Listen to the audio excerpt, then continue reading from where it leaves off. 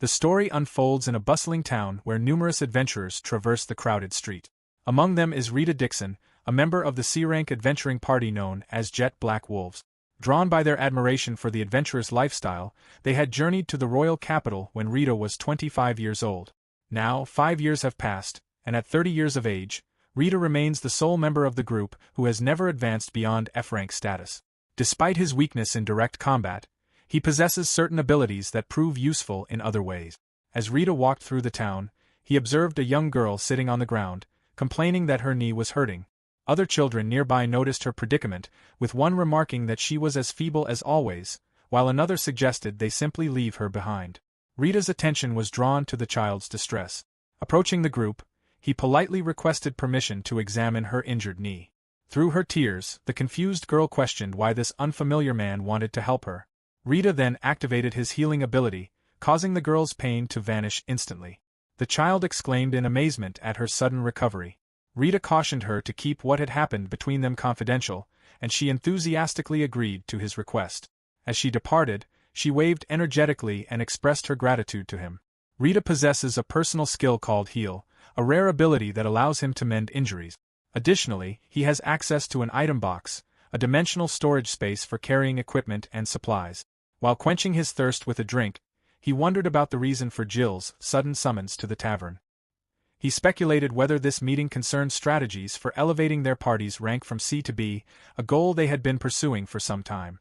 Upon arriving at the appointed location, Jill, who served as the leader of the Pitch Black Wolves, delivered unexpected news. He apologized before informing Rita that he needed him to depart from the party. Rita responded with confusion and disbelief. Jill's tone turned harsh as he dismissed Rita's confusion, stating that he had made an effort to be civil about the matter initially, but now made his intentions plain. Rita was being expelled from the group. Rita rose from his seat, demanding an explanation for this abrupt decision. Jill clarified that the situation was not as sudden as it appeared. Their party stood on the verge of ascending from C-rank to B-rank status. Rita acknowledged that he was aware of the potential promotion, but failed to understand how that necessitated his removal. Jill elaborated coldly that Rita's contributions had been limited to serving as a substitute for potions and carrying their baggage. He expressed unwillingness to allow Rita to continue hindering their progress. Rita attempted to defend himself, pointing out that he did provide valuable support to the party. This protest triggered an angry outburst from Jill, who slammed his drinking vessel against the table with force. Jill's anger manifested in bitter words about how the others had been training relentlessly since they were 10 years old, while Rita had only begun his adventuring career in his mid-20s and had failed to achieve even a single rank advancement since that time. He demanded that Rita quietly remove himself from their lives. With forced calm, Jill added that Rita must also return all the items and equipment the party had entrusted to him over the years. When Rita attempted to object, Jill interrupted, explaining that they could not afford to part with any gear now that they were preparing to challenge the requirements for their next rank elevation. Rita protested desperately that without equipment, he would be unable to continue working as an adventurer at all. Jill responded with cruel mockery, questioning whether Rita truly had any future as an adventurer. He suggested contemptuously that Rita abandon his ambitions and return to rural life to work as a farmer instead. The harsh words left Rita speechless, his fist clenched tightly in frustration and hurt. After releasing a prolonged, weary sigh, Rita acknowledged that he understood the finality of the situation. This was their farewell. Jill dismissed him with insulting language, declaring their association permanently ended. As Rita turned and began walking away, Jill called after him with triumphant cruelty, proclaiming that with Rita's departure, their ascension to B-rank was now assured. He mockingly expressed gratitude for Rita's unwitting contribution to their success. Rita continued his departure in silence, processing the betrayal and the sudden collapse of the life he had built over the past 5 years. A young woman's voice suddenly broke through Rita's thoughts as she recognized him. When Rita turned around, he found himself face to face with Rincer, the woman who had been his lover. Rincer immediately questioned whether he had abandoned his career as an adventurer, quickly pointing out the obvious implication that such a decision would mean he no longer had any source of income. Rita confirmed her suspicions with a simple affirmation, prompting a moment of silence from Rincer as she processed this information. Rincer then delivered a devastating pronouncement. Since he was no longer useful to her, she was terminating their relationship. Rita responded with bewildered confusion, unable to comprehend what she was saying. Rincer remarked dismissively on his apparent lack of intelligence, explaining bluntly that without money, there remained no advantage or benefit in continuing their romantic involvement. Rita struggled to understand this transactional view of their relationship, particularly given everything he had done for her in the past. When Rincer questioned what he meant by his past actions, suggesting he was merely referring to the money he had provided, she elaborated on her perspective. She argued that by allowing him the privilege of dating someone as attractive as herself, it was natural and expected that he would provide financial compensation. Rita protested that the money had been intended to help her debt-burdened parents, a situation she had described to him that had motivated his desire to assist her family. Rincer laughed mockingly at his naivety, revealing that the story about her parents had been entirely fabricated. She confessed she had not seen her parents in years, exposing the deception that had underlain their entire relationship. Rita demanded to know why she had lied to him about such matters. Rincer moved closer as she responded with casual cruelty that the deception had been purely for financial gain, questioning what else he could have possibly imagined her motivation to be. She announced her departure, mentioning that she had a date to attend. When Rita asked with whom she was meeting, Rincer clarified that her companion was someone wealthy, a skilled and successful adventurer who stood in stark contrast to Rita's own mediocrity. Rita attempted to stop her from leaving, but Rincer bid him farewell with finality, instructing him never to contact her again. As she walked away, Rita could only murmur her name in despair. He stood alone as night enveloped the city, crushed under the weight of his accumulated sorrows and betrayals. The following morning arrived to find Rita still in bed, surrounded by empty beer bottles scattered across the floor of his room. Upon waking and realizing the late hour, he sat up and clutched his aching head, acknowledging the pain of his hangover. He questioned himself about whether he had actually consumed alcohol the previous evening. The memories of the prior night's devastating events came rushing back to him in full clarity. Despite the pain, he managed an awkward laugh at his own situation, surprised that he still retained the capacity for such a response. He struck his own face to shake off the self-pity, declaring his intention to refresh himself and begin the search for new employment that very day. Later, Rita found himself at the Adventurers Guild Capital headquarters, hoping to discover available work opportunities. A woman's voice interrupted his contemplation, apologizing for making him wait. Rita reacted with visible surprise and awkward recognition upon seeing that it was Syra addressing him. Syra requested that he follow her to a private area where they could discuss his circumstances properly. Despite Rita's protest about waiting his turn in line, Syra insisted he accompany her. Once they were alone, Syra expressed her disbelief and outrage at Jill's audacious behavior. She stated unequivocally that Jill was operating under a fundamental misunderstanding of the situation. The guild had extended their rank promotion proposal to the entire party, which naturally included Rita as a full member. Rita struggled to process this revelation. Syra, in her capacity as a staff member at the guild's capital headquarters, explained that while Rita's official adventurer rank remained relatively low, he possessed both an item box and healing magic, abilities that held significant value. Rita attempted to downplay his capabilities, suggesting that his healing magic could easily be replaced by potions and that his item box served merely as a convenient storage solution. Syra released a deep, weary sigh at his response. She came to a realization about what had transpired. Jill and the others had deliberately instilled these self-deprecating beliefs in Rita to continue exploiting his services while keeping him subservient. She emphasized forcefully that both his healing magic and item box were exceptionally rare abilities that he needed to recognize as valuable. Furthermore, Syra revealed that if not for the pitch-black wolf's constant troublemaking and problematic behavior, Rita would have already achieved significant advancement in rank long ago. Rita responded with awkward dismissiveness, suggesting her assessment was exaggerated. This triggered an exasperated outburst from Syra, who shouted in frustration that he completely failed to comprehend his own worth. Rita attempted to calm her and redirect the conversation toward his actual purpose for visiting, finding new work. Syra composed herself, blushing slightly as she apologized for her emotional display. She presented him with various available opportunities, mentioning that numerous parties were actively seeking healers to join their rank. Among the papers, one particular notice captured Rita's attention, a headline advertising immigrant recruitment. When Rita inquired about it, Syra explained that it was indeed a recruitment notice for immigrants and that it must have been accidentally mixed in with the other documents. Rita examined the paper more closely, noting that it concerned the town of Amulus. Reflecting on the series of unfortunate events that had recently befallen him in the capital city, He considered that relocating to a different place might offer him the fresh start he desperately needed. With sudden enthusiasm, Rita announced his decision to travel to Amulus. Syra reacted with shocked surprise at his unexpected declaration. Later that evening, beneath a tranquil sky, Rita sat in solitude beside a campfire, contemplating the journey that lay ahead and the new chapter of his life that was about to begin. While taking a sip from his cup, Rita reflected aloud on how spring might be approaching, yet the nights remained uncomfortably cold. He calculated that approximately 3 days of travel still separated him from his destination of Amulus. He recalled how Syra had initially attempted to dissuade him from leaving with considerable effort, but ultimately had sent him off with genuine warmth and support.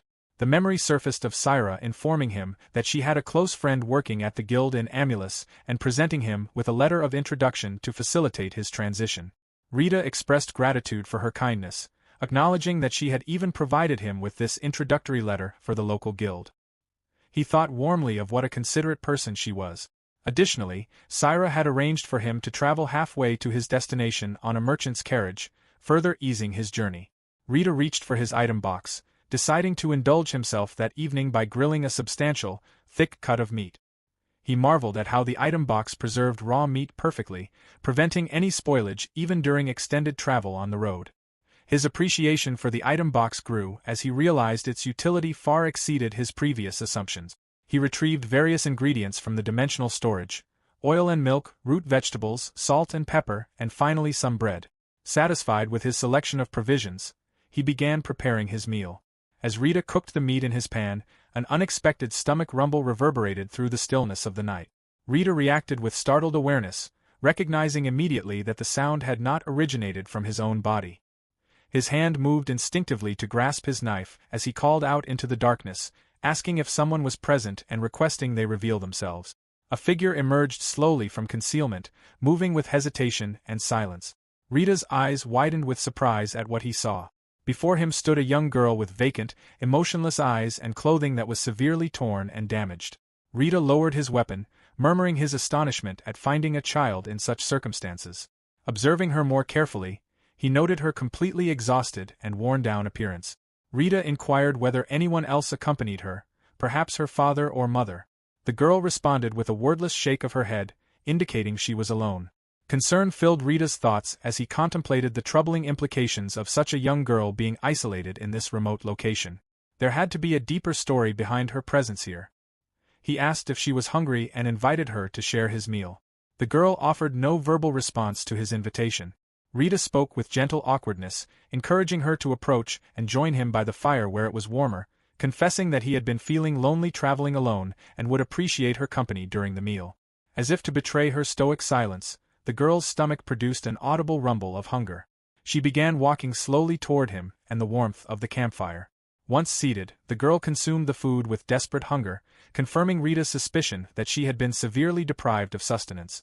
Her stomach rumbled once more, and Rita reassured her that she should help herself to the meat as well, explaining that he had prepared more than enough for both of them. The girl gazed at him with an expression of wonder and amazement at his generosity.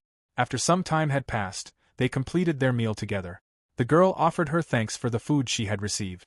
Rita graciously accepted her gratitude, then suggested that since they had shared a meal, proper introductions were in order. He identified himself as Rita Dykens, describing himself as something of an adventurer. The girl responded simply by stating her name was Mina. Rita proceeded to ask whether she had any knowledge of where her home might be located, or if there existed any other place where she could seek refuge or shelter. Mina shook her head negatively, indicating she had nowhere to go. Rita's expression reflected his growing concern for her situation. He then proposed that Mina accompany him for the time being, explaining that he was traveling to a town called Amulus and would be stopping at a smaller settlement nearby along the route. Mina questioned whether such an arrangement would truly be acceptable. Rita affirmed his offer, then observed that her feet appeared injured and must be causing her pain. He requested permission to treat her wounds, asking if he might touch her feet to administer healing. Mina pointed out the apparent obstacle that he possessed no medicine for treatment. Rita clarified that he did not actually require any medicinal supplies. He murmured an incantation to soothe the girl's injuries, and immediately the wounds on Mina's feet vanished completely, leaving her shocked and amazed. Mina exclaimed her astonishment that the pain had entirely disappeared, expressing her gratitude while hesitating over how she should address him. Rita smiled warmly and told her that simply calling him by his first name would be perfectly appropriate. With tears beginning to form in her eyes, Mina responded with joyful enthusiasm, thanking Rita repeatedly. Following this exchange, Rita prepared honeyed tea for Mina to drink, intending to prevent her body temperature from dropping during the cold night. Together, they settled into the small tent and slept peacefully until the arrival of morning. The sound of wooden wheels rolling across the ground broke through the tranquil silence of the forest as Rita and Mina rode together on a moving cart, neither speaking for some time. Mina eventually broke the quiet by expressing her deep gratitude for having encountered such a kind person as Rita. Rita responded with a warm smile, agreeing with her sentiment. The elderly driver of the cart suddenly announced that their destination had come into view, identifying the approaching settlement as Morelia and confirming their imminent arrival. Rita offered his sincere thanks to the old man for the transportation, but the driver dismissed the gratitude, explaining that he had provided the ride simply because he wanted to help. Upon their arrival in the town, an elderly gentleman approached them with curiosity, questioning what business a father and daughter might have traveling to such a remote location. Rita introduced himself as Rita Dixon and presented his young companion as Mina. Mina added her own polite greeting to the introduction. The old man chuckled softly at her sweetness, then identified himself as Roji Morelia, the mayor of this small town. Rita shook hands with the mayor and informed him that they would be staying for several days and hoped to be in his care during that time. The mayor's observant eyes noticed the condition of Mina's body and clothing, remarking on whether she had been walking through puddles or muddy water.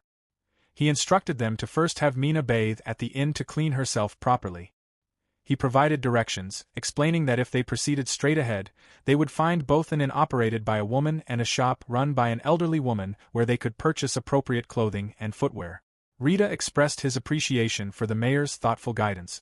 The mayor chuckled again, noting that while the town possessed few attractions or amenities, its residents were genuinely kind and the local food was excellent, encouraging them to relax and enjoy their stay.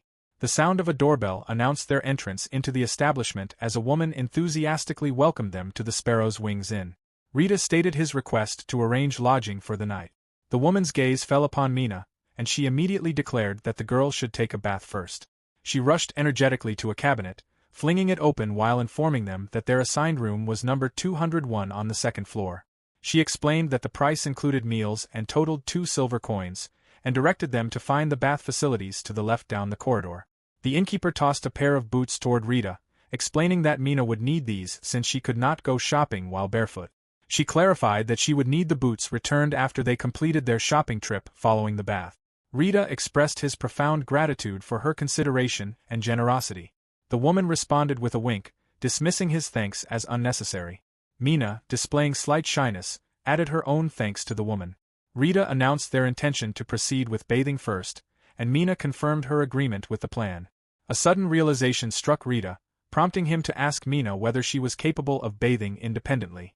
Mina reacted with visible surprise at the question, responding somewhat defensively that she was no longer a small child. At the women's bathing area, Mina began removing her worn clothing, carefully placing the garments in a basket provided for that purpose. She opened the door leading to the actual bath chamber and stepped inside, immediately exclaiming in surprise at what she encountered. She murmured that it had been an extraordinarily long time since she had experienced such a luxury. Mina commenced her bathing routine by working shampoo into her hair and thoroughly scrubbing her body clean. She rinsed herself with splashed water, tested the temperature of the water filling the bathtub with her hand, and then carefully stepped into the warm bath. While sitting in the peaceful warmth, Mina fell into a contemplative daze, suddenly murmuring the words about father and daughter in a soft, confused tone that suggested some internal struggle with the concept. After completing her bath, Mina returned to find Rita waiting. She expressed concern and apologized, asking anxiously whether he had been kept waiting for too long. Rita reassured her that the wait had not been problematic, then redirected their attention to the immediate task of purchasing clothes and shoes for her. The innkeeper offered an encouraging gesture with a thumbs up, enthusiastically suggesting they buy cute clothing for the girl. Mina appeared confused by this enthusiastic attention. Rita waved farewell to the woman and confirmed they were departing for the shopping trip. They entered the clothing shop, where a voice called out a welcome. Rita explained their purpose, stating his need to purchase clothing and footwear for Mina. The elderly shopkeeper expressed surprise at what she perceived as a father and daughter adventuring together, beckoning Mina to come closer. Upon examining Mina more carefully, the old woman exclaimed in shock at the severely shabby and worn condition of her clothing, questioning whether the girl possessed any spare garments whatsoever. Rita responded somewhat evasively with an ambiguous confirmation. The shopkeeper instructed them to wait while she searched for appropriately sized items. When the old woman returned from her search, she presented a pair of boots and described a one-piece garment made of quality fabric that would be suitable for short-distance travel. She invited Mina to try on the selected clothing. As Mina headed toward the dressing room, the old woman suddenly inquired whether there was a particular reason for their presence in town. Rita acknowledged that they had come hoping to find someone who might know Mina, but left the thought unfinished. The shopkeeper expressed regret that she had never seen the girl before, explaining that in such a small community, all residents were closely acquainted with one another and would certainly remember any child from the area. Rita absorbed this disappointing information with resignation. Mina's voice called softly through the curtain of the dressing room, seeking Rita's attention. She emerged from behind the curtain, standing before them in her new outfit. Mina waited anxiously, her fingers fidgeting nervously as she anticipated Rita's reaction to her transformed appearance. The old woman gave Rita a subtle gesture, a slight shrug that signaled he should offer some response. Rita then informed Mina that she looked cute in her new clothing. His internal thoughts acknowledged that while he had already recognized her as an adorable child, he had not anticipated quite how striking the transformation would be with proper, clean clothing. The old woman posed a question about whether they should select additional clothing items for Mina as well. Mina responded with surprise at this suggestion. The shopkeeper explained her reasoning, pointing out that since they were traveling, a single set of clothes would prove insufficient for their journey. Rita gently patted Mina's head and encouraged her to choose whichever garments she found appealing. Mina began searching through the hanging clothes displayed in the shop, eventually selecting an item and shyly inquiring whether it would be acceptable. The old woman responded affirmatively but questioned whether Mina was certain of her choice, suggesting she might want to examine other options before making her final decision. Mina returned to the clothing rack to continue her search among the available garments. After some time spent browsing, she tried on another outfit and emerged from the dressing room, quietly asking for their opinion on this alternative selection. Rita assured her that the clothing suited her very well. Mina's face flushed with embarrassment, rendering her unable to articulate a complete response. Rita encouraged her to continue, asking what she wanted to try next and requesting that she show them more options. After they had completed the shopping process, the old woman expressed her joy at their patronage and announced that she would provide one complete set of clothing as a complimentary gift. Rita conveyed his sincere appreciation for her generosity. As they departed from the store, Rita offered to store the purchased items in his item box for convenience. Mina declined this offer with a shake of her head, then nervously called out Rita's name to get his attention. When Rita inquired what she needed, Mina smiled and expressed her gratitude for the clothes he had bought her, promising to treasure them carefully. Rita acknowledged her thanks and suggested they return to the inn to have their evening meal. Upon arriving back at the inn, both Mina and Rita expressed their gratitude for the food in perfect unison. Mina remarked with wonder at how delicious the demon pig steak had tasted. Rita added his own observation that the pig appeared to be a regional specialty, noting that this was his first experience tasting such meat. The innkeeper confirmed that it was indeed their signature dish, elaborating that the demon pigs raised specifically in their town were of exceptional quality. However, her tone shifted as she mentioned that some troubling situation had been occurring recently. Rita's attention was suddenly drawn by unexpected sounds from outside, prompting him to ask what was happening as considerable noise echoed beyond the inn's walls. The woman turned toward the unexpected commotion, informing them that she needed to step outside briefly to investigate. Rita moved to the door and peered out, voicing his confusion about the disturbance. He recoiled in shock upon seeing what was occurring outside, exclaiming his alarm at the sight of injured people. An elderly man's voice rang out, commanding someone to bring potions from the storage area. Another voice announced the arrival of lighting. Rita surveyed the scene with mounting confusion, questioning the surprisingly large number of casualties. Mina asked with worry what could possibly have happened to cause such devastation. The anguished cries of an injured man filled the air while the old man shouted encouragement to another patient, urging them to hold on and survive. The mayor approached the wounded individuals, informing them that he had retrieved herbal painkillers to ease their suffering. A voice cried out in shock upon discovering that some of the injured were in critical, life-threatening condition. Rita suddenly spoke up, excusing himself and identifying as an adventurer with the capability to use healing magic, offering his assistance in treating the wounded. The innkeeper noticed Rita's intervention. Mina observed the unfolding scene with surprise as Rita instructed her to remain safely at the inn. Mina refused his directive, insisting that she would accompany him to help. Rita called out urgently that they should prioritize the most critically injured patients first. The woman pointed toward a specific location, directing him to begin there. The old woman shook her head grimly, explaining to Rita that without a priest's healing magic, the particular man they were examining would certainly die from his injuries. His stomach had been viciously torn open. Rita stated that he would attempt treatment regardless of the dire prognosis. He immediately began casting his healing magic over the wounded man. Mina approached them carrying supplies, announcing that she had brought bandages and medicinal herbs. She inquired about what had befallen these people. The old woman acknowledged Mina's presence and thanked her for the supplies. She proceeded to explain that a pack of wolves had appeared unexpectedly and launched attacks on their livestock.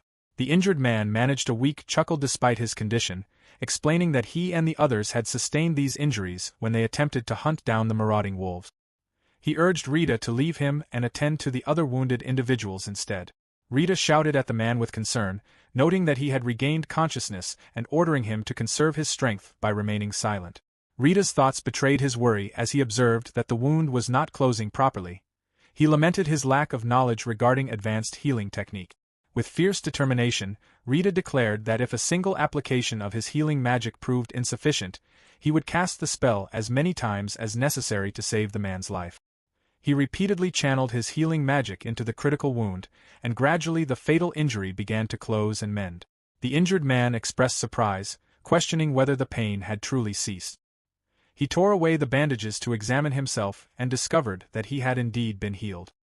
He shouted in amazement at the complete restoration of his body. The old woman expressed her disbelief, questioning whether Rita possessed healing magic equivalent in power to that of a priest. The healed man offered his profound gratitude to Rita for saving his life. Rita modestly dismissed the praise, characterizing his ability as merely beginner-level healing magic. He then silently cast wind wash in his mind to cleanse himself before moving forward. Rita announced his readiness to treat the next critically injured patient. A voice responded that there were 4 individuals in similarly dire condition requiring immediate attention. The old woman's eyes filled with tears as she realized that this intervention might even save her own son's life. Mina offered words of encouragement to Rita, wishing him success. Rita responded with confidence and enthusiasm, assuring everyone that they could rely on him to handle the situation. Perspiration streamed down Rita's face as he announced that he was treating the final patient requiring his attention. He silently invoked his heal spell within his mind, channeling the magic into the last wounded individual. The injured man moved his newly restored arms with joyful astonishment, testing their full range of motion. He bowed deeply before Rita and expressed his profound gratitude for the miraculous healing. Rita wiped away the accumulated sweat from his brow and released a weary sigh of relief at completing the arduous task. A voice suddenly called out Rita's name, drawing his attention to the assembled crowd. The townspeople collectively bowed in respect and appreciation, while Roji Morelia, the town's mayor, expressed that no amount of thanks could adequately convey their gratitude for saving so many of their people. Rita urged them to raise their heads, insisting that he had merely performed his duty as any decent person would. The mayor apologized for the trouble Rita had endured and announced that they could only offer him 500 silver coins as compensation for his tremendous effort. Rita immediately protested that such payment was excessive, characterizing his role as merely serving as a substitute for healing potions and therefore unworthy of such substantial remuneration. The mayor urged him to cease his self-deprecating remarks, explaining that treating such a large number of injured individuals would typically cost approximately 2,000 silver coins through conventional means. Rita reacted with visible shock at this revelation.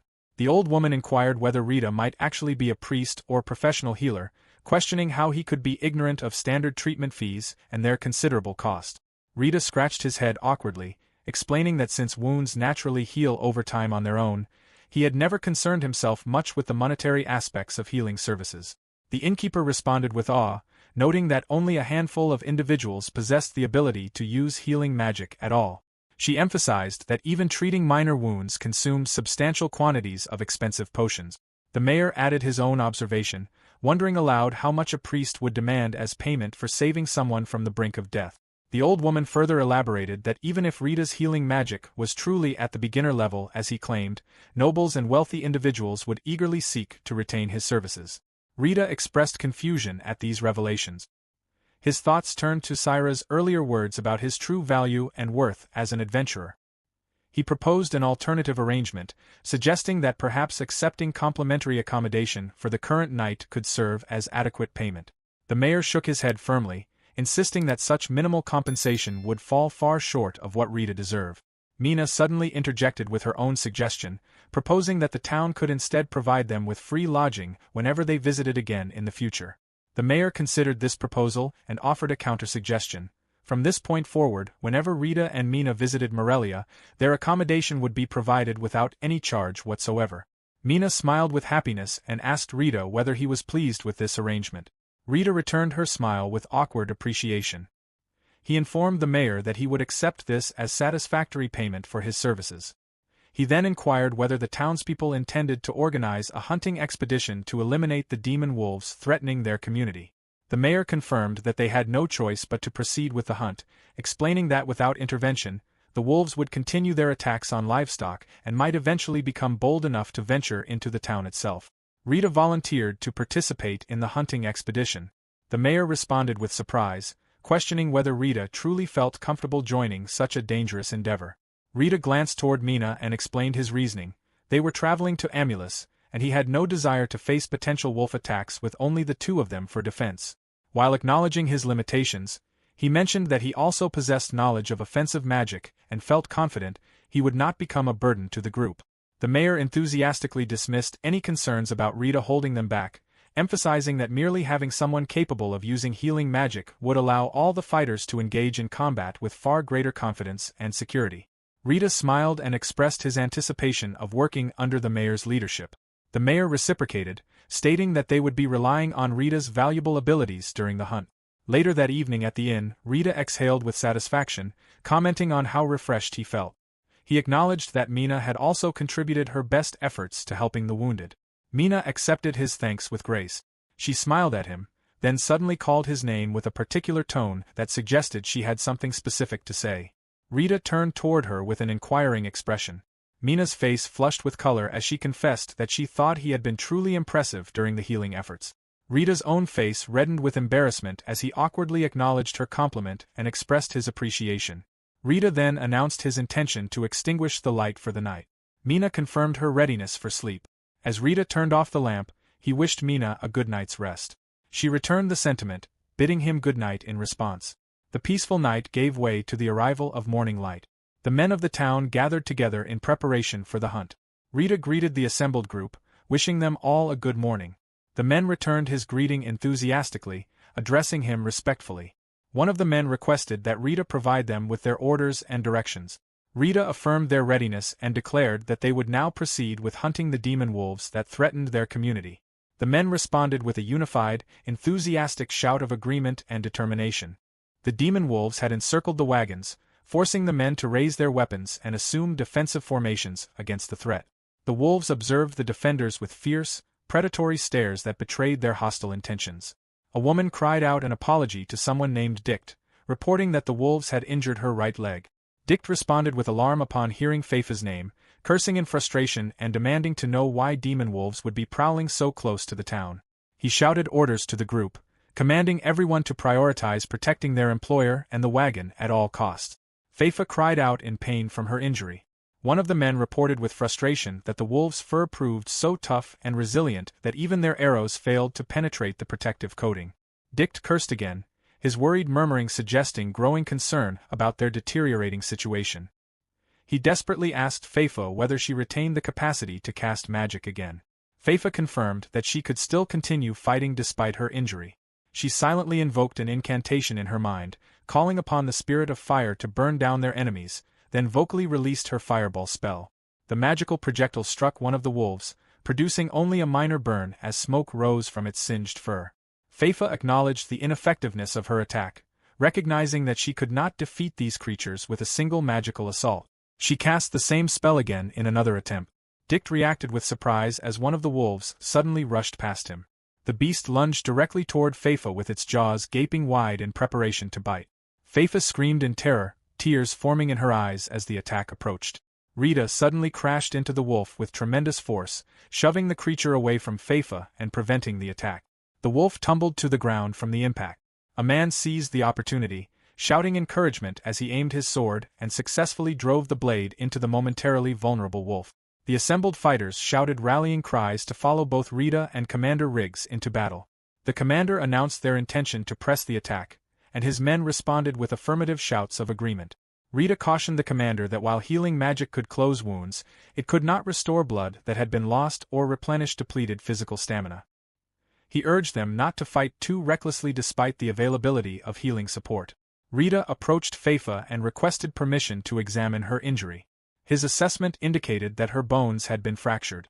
Faitha gazed at Rita with a questioning expression, perspiration covering her face from the pain she endured.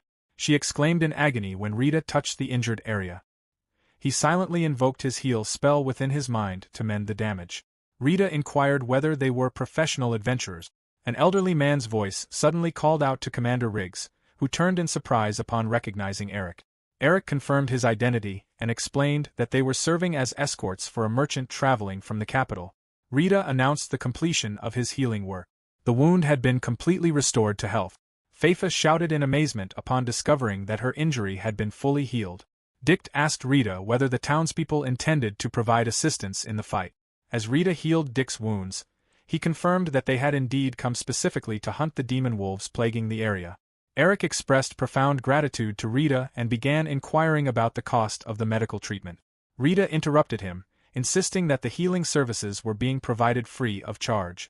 Dick shouted his thanks for this generous support, then announced his tactical plan. He and Faitha would defend the left side of the carriage while leaving the right side to the townspeople's defense.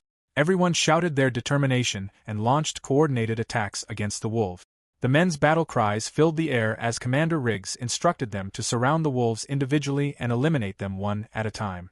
The commander positioned himself beside Rita, commenting that with their combined efforts, they might actually succeed in completely subjugating the demon wolf pack.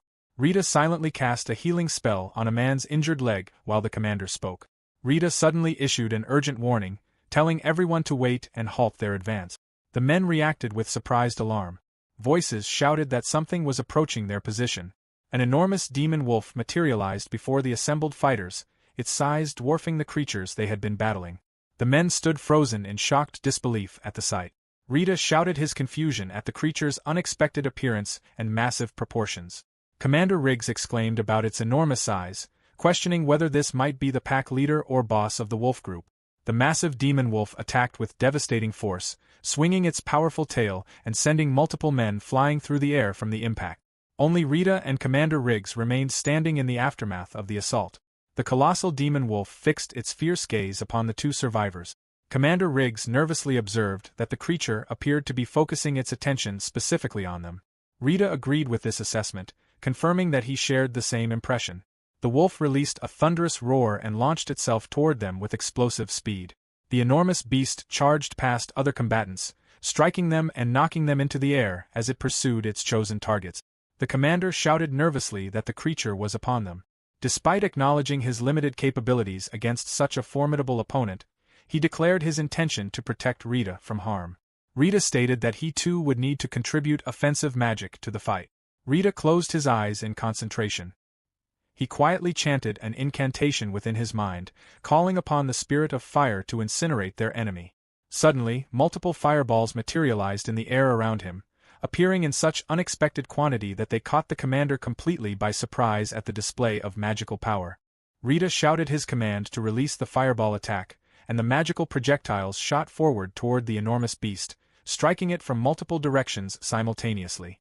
The creature halted its charge, arrested by the barrage of flames. Rita exclaimed with satisfaction that his attack had successfully stopped the monster's advance. He immediately began chanting another incantation within his mind, calling upon spears of flame to pierce and incinerate their enemy. Without warning, a sharp lance of fire erupted from the ground directly beneath the wolf, impaling the creature's body from below. Rita vocally commanded the fire lance spell to activate, and additional flaming spears materialized in rapid succession, repeatedly striking the beast with devastating force. As quickly as they had appeared, the fire lances dissipated, leaving behind deep, gaping wounds that penetrated through the monster's massive form. Blood spurted freely from the injuries. The colossal beast released one final, labored breath before collapsing to the ground, its life extinguished. Following the conclusion of the battle, Rita caused his magic book to vanish from sight. The assembled men stared at the fallen creature in stunned shock. Feifa questioned what they had just witnessed. Dict identified the spell as Fire Lance but expressed bewilderment at the extraordinary level of power it had displayed. Commander Riggs complimented Rita on the impressive nature of his magical abilities. Rita looked at him with a questioning expression, uncertain how to respond. The commander elaborated that this marked the first time he had ever witnessed such a spectacular magical display. Rita scratched his head with modest embarrassment, explaining that despite his continued F-rank status, he was fundamentally a mage and such abilities came with that profession. Dict suddenly reacted with alarm, shouting a warning not to lose focus as the remaining wolves were attempting to flee the battlefield. Feifa acknowledged his observation and confirmed they should pursue and eliminate the survivors. Rita interjected with his own offer to assist in the hunt, requesting that the others attend to protecting the wagon in his absence. Simultaneously, back at the inn, Mina voiced her worry that Rita had not yet returned from the battle. The old woman smiled reassuringly, expressing confidence that Mina's father figure would return safely. The innkeeper suddenly called out to both her mother and Mina, announcing that the hunting party had returned. Mina reacted with surprised alarm and immediately rushed outside to confirm the news. She stared at Rita from a distance with wide, searching eyes. Rita smiled at the men around him. Mina's expression transformed into one of profound relief upon seeing him unharmed.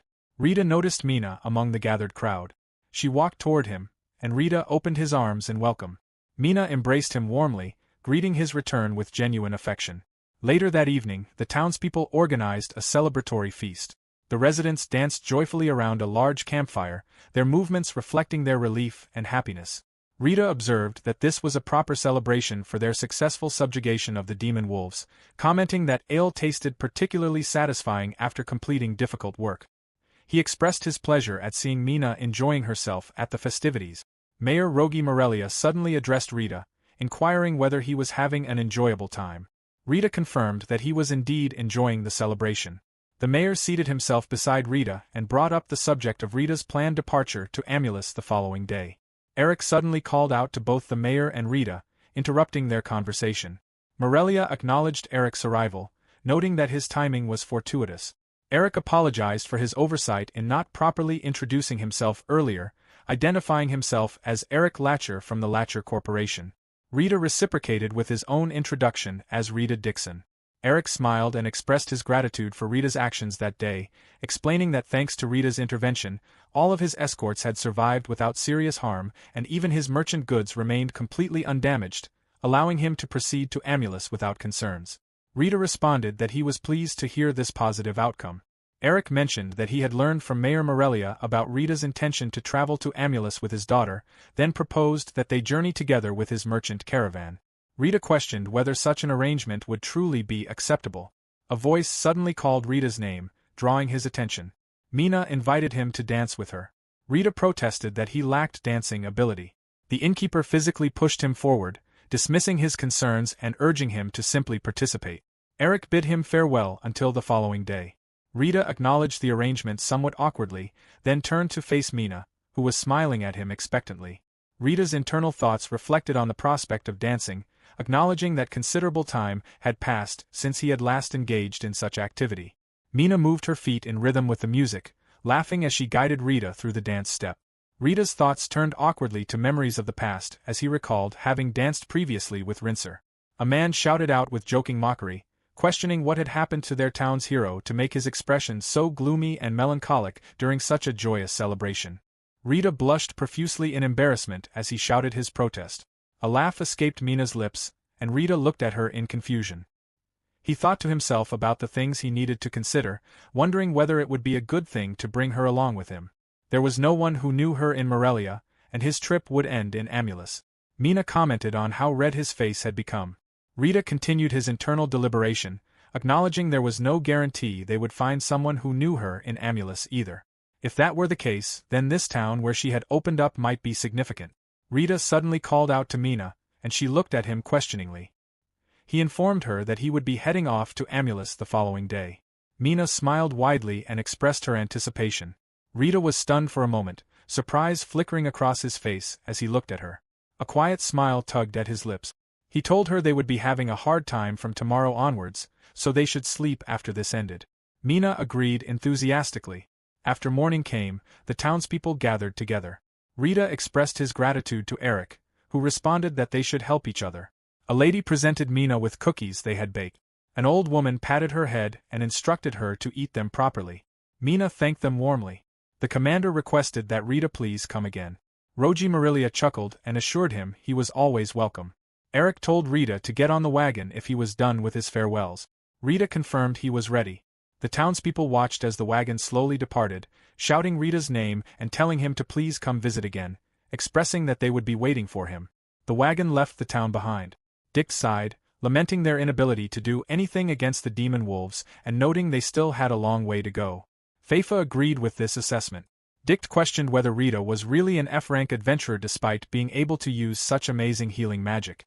Feifa added that the offensive magic was also impressive. Dick embarrassingly admitted that while they were also F-rank, they doubted they would make it to E-rank. Rita reassured him that he was still young and could make it, suggesting that if he continued like this, he could even become C or B rank. Dick smiled and expressed his gladness at hearing this. A man suddenly called out to their leader, warning that it might get bad from here onwards and requesting heightened vigilance. Dick acknowledged this was work and departed with Feifa, both of them exiting the wagon. Eric informed Rita that at this rate, they would reach their destination before evening. Rita questioned this time frame, as he had heard it would take 2 days. Eric explained that would be if they took the old route, which required going around the mountain. Now they could go straight because a bridge had been created and a new route established, making the journey much easier. Rita sighed and remarked on how impressive the development of Amulus really was. Their journey continued peacefully as Mina and Rita enjoyed her freshly baked cookies. Suddenly, the wagon came to a halt. Rita turned his head and saw the wall in the distance, recognizing it as a town. Mina inquired whether it was Amulus.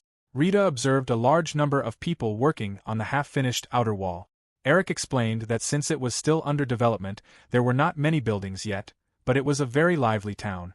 Rita agreed, noting that it seemed even if being an adventurer was not an option, he could do other jobs there. Eric mentioned they would reach the town shortly, but if any trouble arose, Rita should leave it to the Latcher Corporation, promising he would definitely repay the favor. Rita looked at him in confusion, questioning what favor he meant. Eric clarified it was about the demon wolves, explaining that thanks to Rita, he could trade without worry. Rita expressed his own gratitude to Eric for letting him ride the carriage to the town, adding that when Eric was troubled, he would also help him. Rita suddenly realized that Mina had been quiet for a while. She slept peacefully beside him. Eric laughed, suggesting it must have been a boring conversation for her. Finally, they arrived at their destination. Eric announced they would be heading towards the gates for the merchants. Dick called out to Rita, expressing hope they would meet again and suggesting they do some quests together when they got the chance. Feifa bid Mina farewell. Rita acknowledged they had been in their care and bid them farewell in return. He told Mina they would now enter Amulus. Mina rubbed her eyes and agreed. Rita held Mina's hand as they walked through the entrance of Amulus. In the bustling town of Amulus, Rita and Mina walked side by side as Rita read the letter Syra had given him. Soon they arrived at the Adventurer Guild, Amulus branch. Stepping inside, they were greeted by the guild receptionist, Millet, who welcomed them warmly with a smile and inquired about their business that day. Rita explained that he would like to migrate and register in the guild there. Millet acknowledged his wish to migrate and gestured for them to come over. She requested that he fill in a form. While filling up the form, Rita mumbled about first names. He wrote down Rita Dixon and fell into deep thinking for a moment before continuing. Mina glanced at the form, appearing a bit surprised to see the name Mina Dixon written there.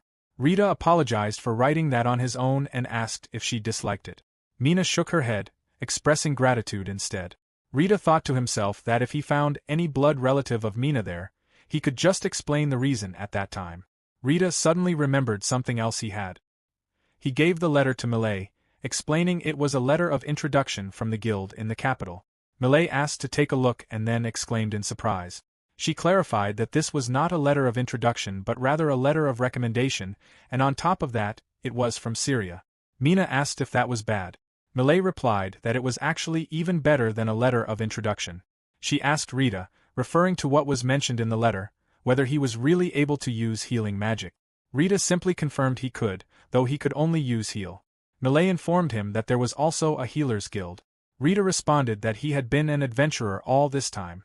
Millet explained that even if it was beginner's magic, just being able to use healing magic made him valuable. She asked if he could immediately start taking requests from tomorrow. Rita expressed surprise and asked her to wait a second, pointing out they hadn't even decided where they would be staying that night. Millet told him there was an inn affiliated with the guild and instructed him to go there. She leaned closer and explained that of course, the guild would pay the fees and also he could read the magic books owned by the guild for free. Rita awkwardly expressed his gratitude. Millet smiled and asked whether he would be accepting requests then. Rita confirmed he would, though he noted his healing magic could just replace a few potions. Millet bowed and said there were no problems, thanking him very much. Rita replied it was nothing. Millet gave him a letter, explaining it was a letter of introduction for the inn. Rita thanked her very much. Later that night at the inn, the old man laughed loudly and expressed his pleasure at their arrival. He introduced himself as the owner of this bearded dwarf inn Riggs Doran. The girl beside him greeted them and introduced herself as Mirren. They were dwarves. Rita introduced himself as Rita Dixon, and Mina also introduced herself. Rita explained she was a little shy and requested they get along with her. Mirren responded brightly and enthusiastically. She held Mina and expressed excitement about her living in this town, suggesting they get along. Mina agreed, reciprocating the sentiment. Riggs smiled and observed that his daughter seemed to like Rita's daughter and was really happy. Rita hesitated a bit and clarified that she was not his daughter. Riggs, appearing slightly surprised, remarked that when someone was an adventurer, there might be a lot of circumstances. He stated he didn't care about the details, but if Rita was taking care of her, then that was all that mattered. Riggs informed Rita that his room would also be the same. Rita replied it was not a problem and that they would be in his care from now on. Riggs agreed, expressing they would like to say the same thing, adding that since they were living under the same roof, Rita could treat them like his family. Riggs then called Mirren and instructed her to show them their room. He ruffled Mirren's hair and instructed her to show them the toilet and bath, then eat together with them afterward. Mirren confirmed that she understood. Without warning, she grabbed Mina's hand and cheerfully urged her to go with her. Slightly surprised, Mina called out to Mirren. A little while later, Mirren returned, announcing the meal she had brought: pilaf, salad, and soup filled with plenty of meat. She set the dishes on the table and sat down beside Mina. Together, they began their meal. Mina took a spoonful of the soup, brought it to her mouth, and praised how delicious it was. Mirren chuckled and proudly declared that her father's cooking was excellent. Mina recognized the meat as Morelia's demon pig. Rita noted that the heat was perfect and the taste was wonderfully fragrant. The slightly salty flavor of the pilaf helped him forget about his travel fatigue. Rita complimented Riggs, expressing his surprise that a dwarf, whom he associated with blacksmithing, could also cook so well. Mirren explained that her father used to forge swords in the past but became a cook after she was born. Rita told Mirren that her father was amazing. Mirren smiled proudly, agreeing wholeheartedly. Afterward, they returned to their room. Rita remarked that Mirren was a nice child. Mina smiled and confirmed that she had become friends with her. Rita expressed his satisfaction, noting that they would be staying at the inn for a while. Suddenly, someone knocked on the door. When Rita responded, Mirren cheerfully opened the door and invited Mina to bathe together. Mina and Mirren went into the bathroom, where Mina gently washed Mirren's hair. Mina observed that Mirren didn't have a mother. Mirren joyfully replied that running the inn with her father every day was really fun. She mentioned that sometimes strange, or rather troubled, customers would arrive. She jumped excitedly and proudly declared that at those times, her father became really energetic and somewhat impressive. Mina paused, then agreed that Rita was kind and a good person. Mirren exclaimed enthusiastically that it would be wonderful if their fathers became friends and bathed together like they were doing. Meanwhile, Rita, who had overheard their conversation, responded awkwardly that such a scenario would be quite something. The next day arrived. Rita healed a man's wrist.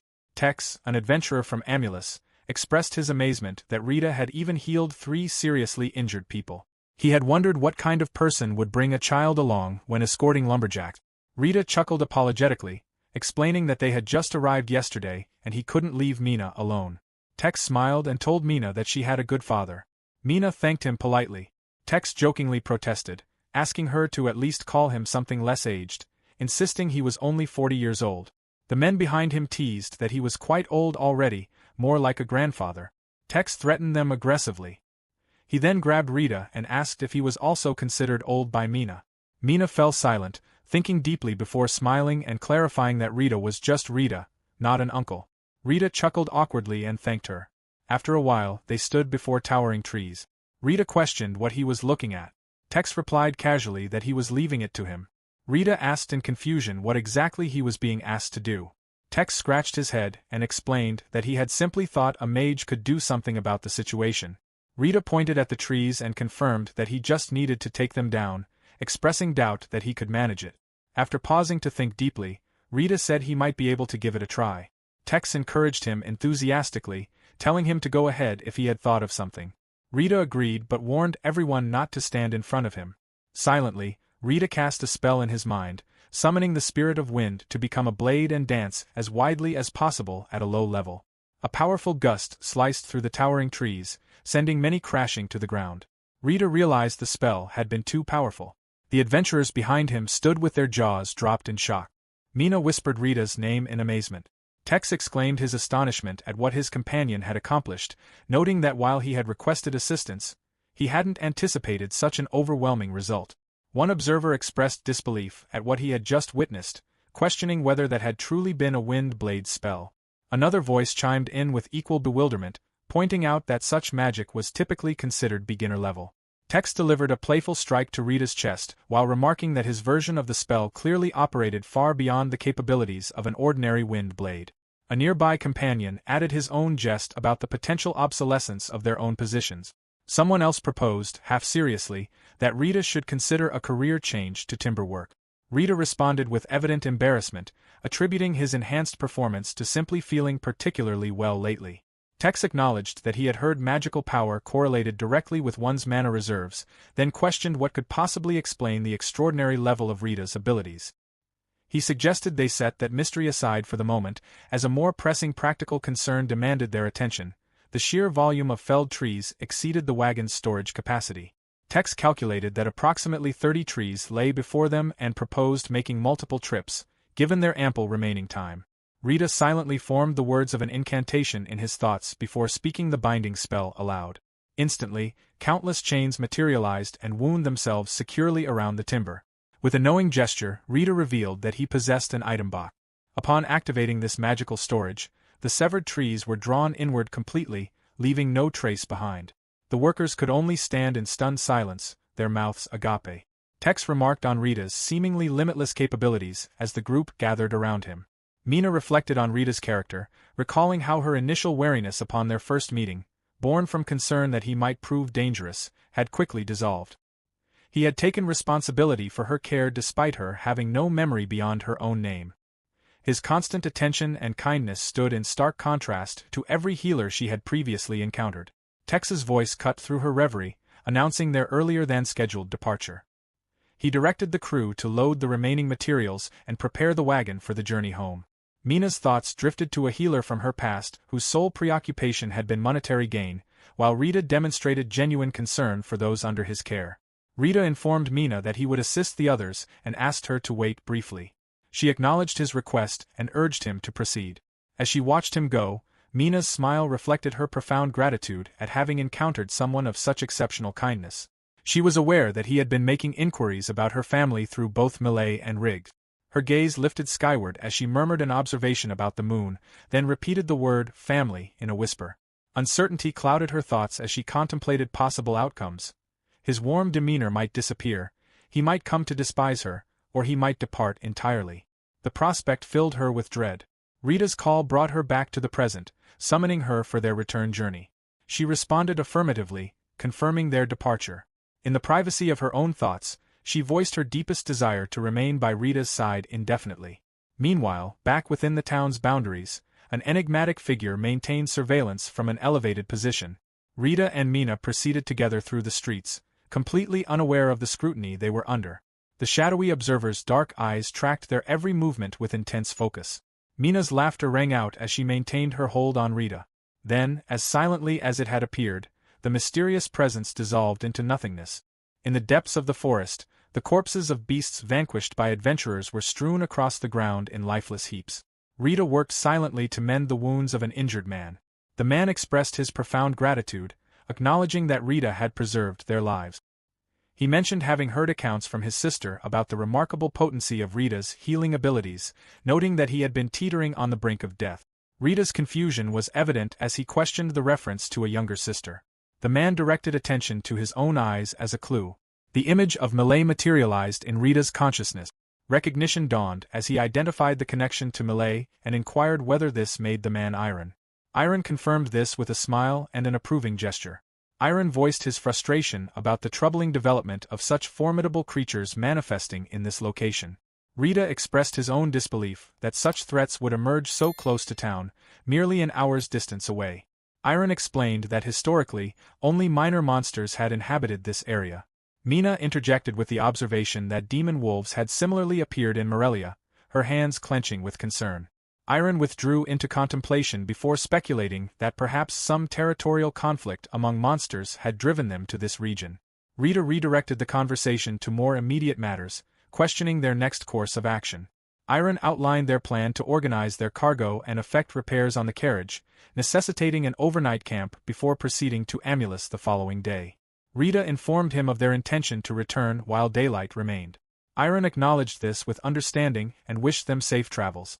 Rita and Mina departed with waves of farewell, proceeding at a leisurely pace back toward town. A yawn escaped Rita, prompting Mina's concerned inquiry about his well-being and whether fatigue was affecting him. She recalled that the previous evening, before she had succumbed to sleep, he had been absorbed in studying magical texts from the guild. Rita dismissed her worries, assuring her that he had retired before the hour grew truly late and expressing appreciation for her concern. A thunderous disturbance suddenly shattered the forest's tranquility. Rita's expression registered surprise as Mina anxiously questioned whether the sound had originated from deeper within the woods. She called his name urgently, indicating a path and suggesting they investigate, with the understanding that they would retreat if danger presented itself. Rita agreed to this plan. Following the trail, Rita's attention was captured by a disturbing sight, the scattered remains of slain beasts littering the ground. His worried gaze settled on a figure as he called out to inquire about their condition, identifying them as an adventurer from Amulus. The individual turned toward him, and Rita's surprise was palpable as he registered the unmistakable features of elven heritage. His thoughts raced with confusion about why elves would venture so near a human settlement. The elven man's voice rang out with hostility, commanding the human to maintain distance. Rita attempted to defuse the tension, clarifying that he harbored no malicious intent. His internal musings acknowledged his awareness of the deep-seated animosity elves held toward humans, though the intensity of this particular reaction puzzled him. Rita's attention suddenly fixed on a shocking detail, the presence of a child. His voice filled with alarm as he demanded to know what had befallen the young one. The child's pained whimpers cut through the air. The elven man's declaration was adamant that this was their concern alone to resolve. Mina's worried observation noted the child's evident suffering.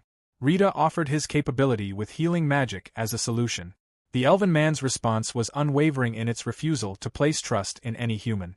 Rita pressed his plea, urging them to grant him temporary faith and permit an examination of the child. The elven woman, her voice laden with both gratitude and desperation, explained that while she appreciated his sentiment, the child had fallen victim to a ruby tiger's venom, an affliction beyond the scope of mere healing magic. Rita's announcement that he possessed the ability to administer antidote treatment drew the elven woman's startled attention. The woman's desperate cry implored him to attend to her son, addressing her companion as Claus. The elven man shouted back using her name, Edith. Her tearful response emphasized the fatal trajectory they faced without intervention. Rita moved swiftly past them toward the child. Claus raised his weapon in threat, his arrow trained on the approaching human. Mina's body interposed itself between the weapon and Rita in a protective shield. Her declaration established that should Rita commit any transgression, Claus was free to strike her instead, proposing this as equitable terms. Claus's exclamation revealed his astonishment at this gesture. Rita expressed gratitude to Mina before announcing the commencement of his treatment. His internal thoughts reflected relief at having acquired knowledge of the antidote spell from the guild's magical texts, reinforcing his resolve to prioritize mastering all forms of restorative and curative magic. As Rita invoked the healing incantation, the elven child lay drenched in perspiration, features contorted in agony. Edith's murmured observation noted with relief the changes manifesting in her son's complexion. Gradually, the child's face regained color and the tension eased from his features. Claus breathed his son's name, Kate, in a whisper. Mina's voice carried her relief and gratitude. Claus's demeanor transformed as he prostrated himself before Rita, his apology for his earlier hostility sincere. His thanks flowed from the depths of his heart for the treatment rendered to his son.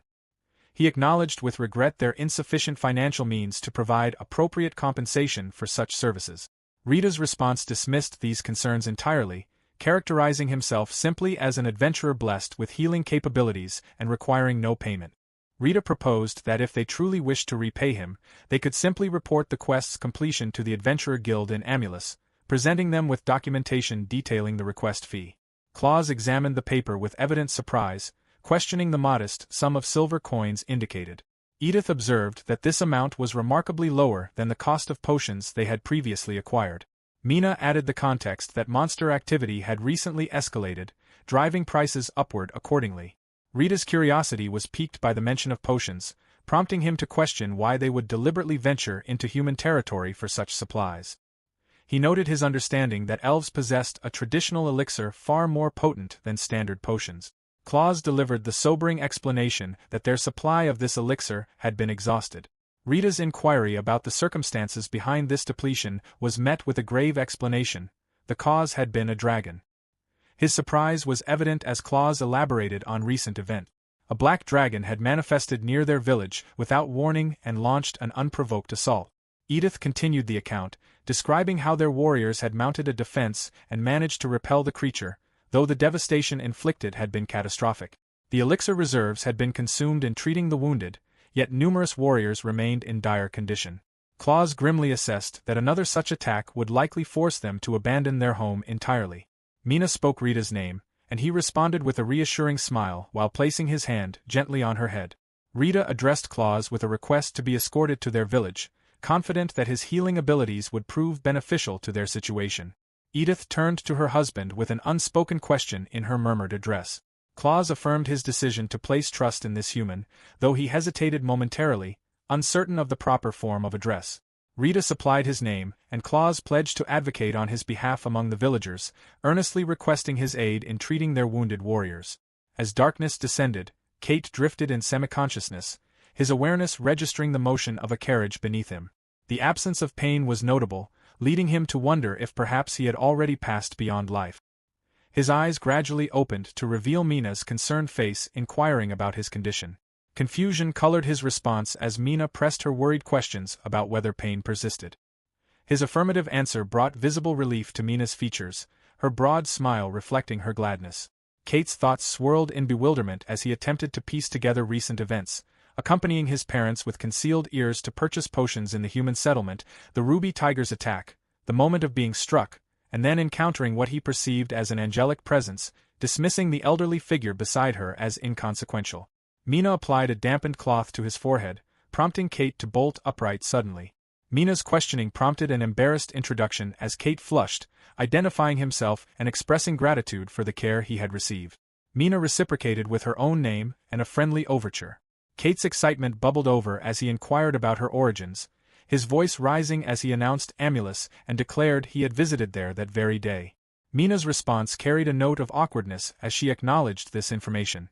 Kate's words flowed without pause as he enthusiastically shared details about his father's superior swordsmanship compared to his archery, and his mother's expertise in culinary arts and herbal medicine. Rita voiced his amazement at the remarkable sight of trees parting to create passage for their carriage. Mina added her observation that the trees reformed behind them, sealing the path once more. The wagon's forward motion ceased abruptly. Mina's confused survey of their surroundings accompanied her question about why they had halted. Kate corrected any misunderstanding, explaining that this was not a mechanical stoppage but rather the activation of ancient teleportation magic accessible only to elven kind. In an instant they dissolved from physical presence entirely. Their forms materialized within the confines of a village. Rita's quiet observation acknowledged their arrival at their destination. Edith confirmed that this was indeed the elven settlement. Mina's voice carried worry as she took in their surroundings.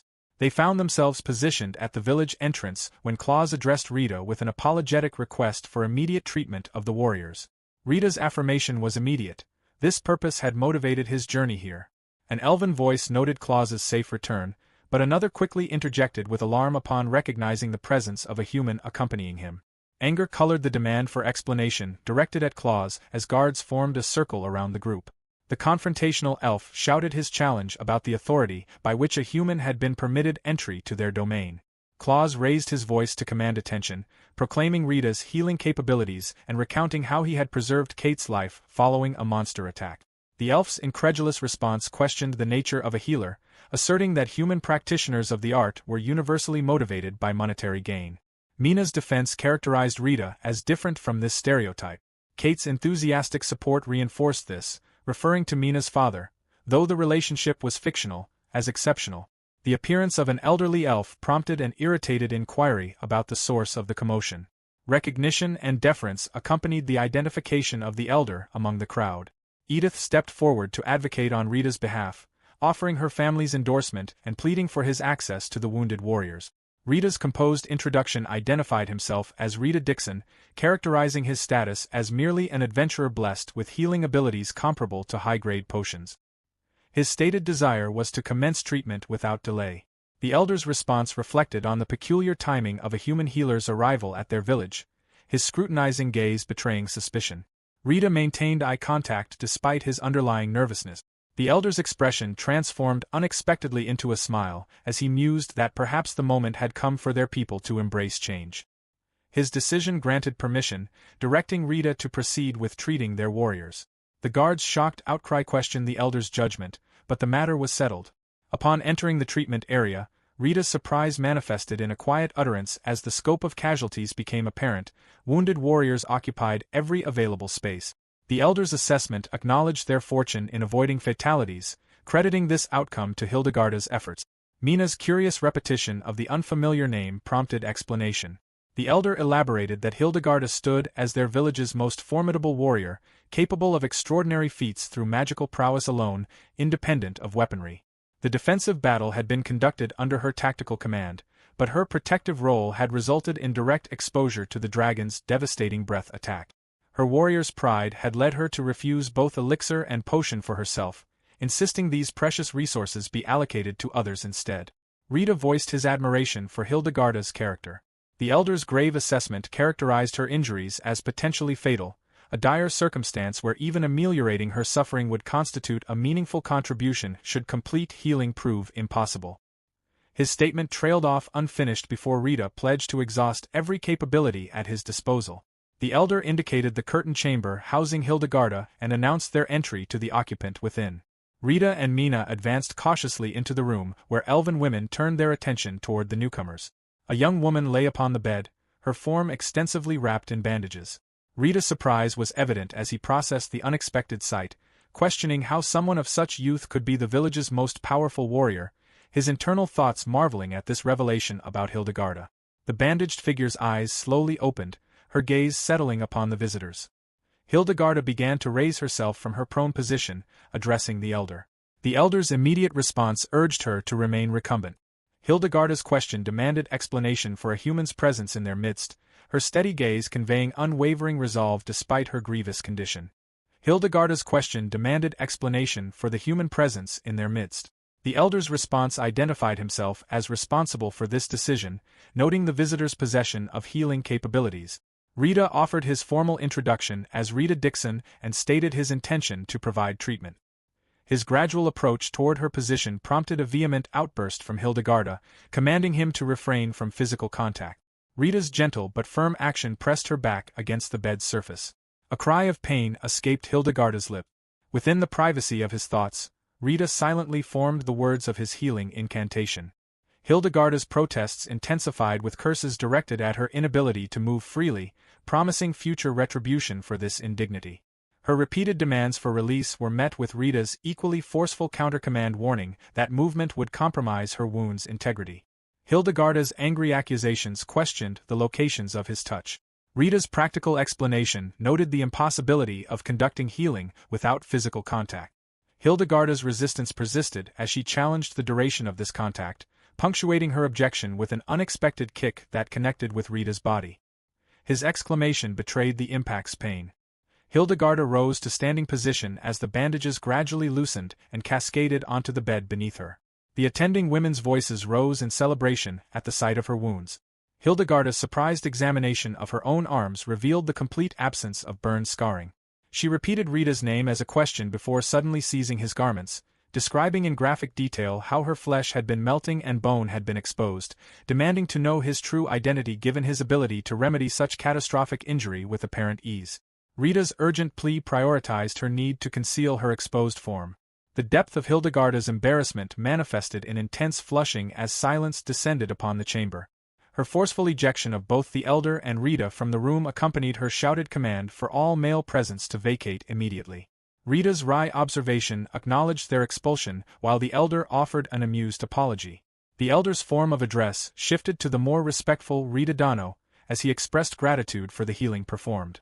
Rita's smile accompanied his dismissal of thanks, expressing only relief at her recovery while noting his remaining magical reserves would allow treatment of additional patients. The elder's agreeable response confirmed this course of action. Rita proceeded methodically through the wounded, administering healing to each in succession with Mina maintaining her position at his side. Edith and Kate contributed their assistance to the effort. Mina and Kate prepared dampened cloths to provide cooling relief to those awaiting treatment. The elder's amazed observation noted the complete recovery of all patients. Rita's count tallied 50 individuals treated. The elder's chuckle acknowledged the inevitable exhaustion such effort would produce. Rita's smile accompanied his observation about feeling particularly vital recently, sensing an expansion in his magical capacity as though some previous limitation had been lifted from his being. Claus's approach to report the successful warehouse storage of all potions prompted the elder's acknowledgement of his efforts. Claus directed his appreciation toward Rita, crediting him for enabling the preservation of their potion supplies. Rita expressed satisfaction with this outcome. The elder's intervention suggested the appropriate moment had arrived for Rita to seek rest, requesting Claus provide guidance. Claus's immediate agreement was followed by Edith's invitation for Rita to lodge at their residence for the night, noting with gratitude that their home had escaped the flames. Rita's gracious acceptance preceded Mina's friendly address to Kate about continuing their acquaintance. Kate's flustered affirmation betrayed his bashfulness. Sleep soon claimed both Rita and Mina as night progressed. The subsequent morning brought dawn's light across the elven settlement. Within the headquarters building, Rita announced his presence apologetically as he entered alongside Mina. Hildegarda acknowledged their arrival, confirming their identities before settling onto her bed. Mina's bright observation praised the improved condition of Hildegarda's skin. Hildegarda's simple acknowledgement and thanks preceded her address to Rita with an apology for the previous day's physical assault. Her attempt to explain the general elven antipathy toward humans was interrupted by Rita's request to understand the underlying reasons for such sentiment. Hildegarda's agreement to provide explanation preceded her historical account. She detailed how, though diminished in contemporary times, past eras had witnessed malicious individuals who engaged in the kidnapping and sale of elven people, establishing the primary foundation for their distrust. The elven longevity made them particularly valuable as forced laborers and enslaved persons. Accounts told of imprisonment within wealthy estates' basements where torture occurred regularly. The numerous rescue operations undertaken to recover captives represented only partial success, as many never returned alive from their captivity. This tragic history, Hildegarda concluded, formed the basis for humanity's reviled status among her people. This historical persecution led to the deliberate establishment of separation between their peoples. Rita's acknowledgement conveyed his comprehension of these circumstances. Hildegarda added that some individuals had chosen to depart from traditional village life to coexist with humans, though she set this observation aside to address the matter of gratitude. Her posture shifted to a respectful bow as she expressed profound appreciation for his treatment of their village's warriors, her words carrying the weight of genuine feeling from the depths of her heart. Rita's response characterized his actions as merely fulfilling his capabilities, suggesting gratitude was unnecessary. Mina's disapproving expression accompanied her chiding observation that he was dismissing someone's sincere thanks. Rita's concession came with a self-conscious gesture as he agreed to accept her appreciation properly. Hildegarda affirmed this as the appropriate response before directing attention toward Mina, acknowledging reports of her diligent assistance alongside Kate. Hildegarda drew Mina closer, announcing her intention to offer an embrace as thanks. Mina's quiet expression of wonder preceded Hildegarda's smile as she enfolded the younger girl in her arms. She proceeded to declare that while her animosity toward humans remained, these two individuals would receive special permission to address her by the shortened form of her name, Hilda. Mina's questioning repetition of this familiar name prompted Hildegarda's enthusiastic response about her adorableness, the embrace intensifying as she granted additional permission to use the familial honorific. Mina's grateful acceptance of this privilege brought a smile to Rita's features as he observed their developing rapport. Hildegarda's sudden reaction betrayed shock as she questioned whether Rita might be operating under the misconception that she and Mina were contemporaries in age. Rita's confusion was evident in his expression. Hildegarda acknowledged that his treatment of her as a child was understandable given appearances, admitting she lacked grounds for complaint. Her sudden emphatic outburst rejected this perception despite her slow physical maturation, declaring her actual age as 316 years. Mina's amazed response praised Hilda's longevity with genuine wonder.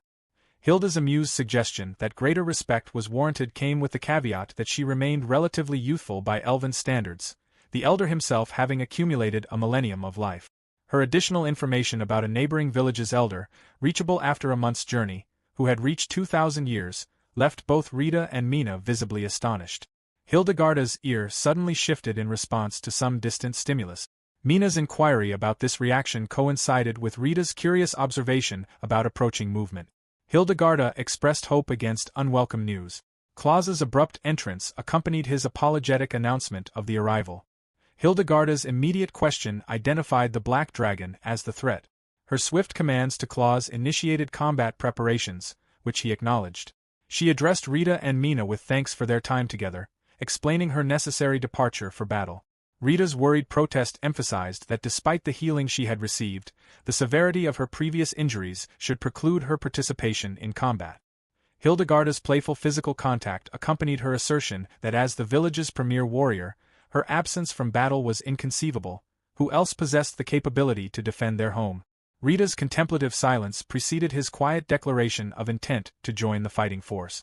Mina's surprised exclamation of his name reflected her shock at this decision.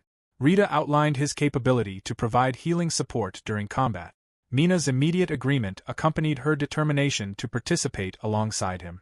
Rita's redirection insisted on Mina's safety, promising his certain return while requesting she remain behind. Mina's acceptance came with an emphasized demand for his safe return.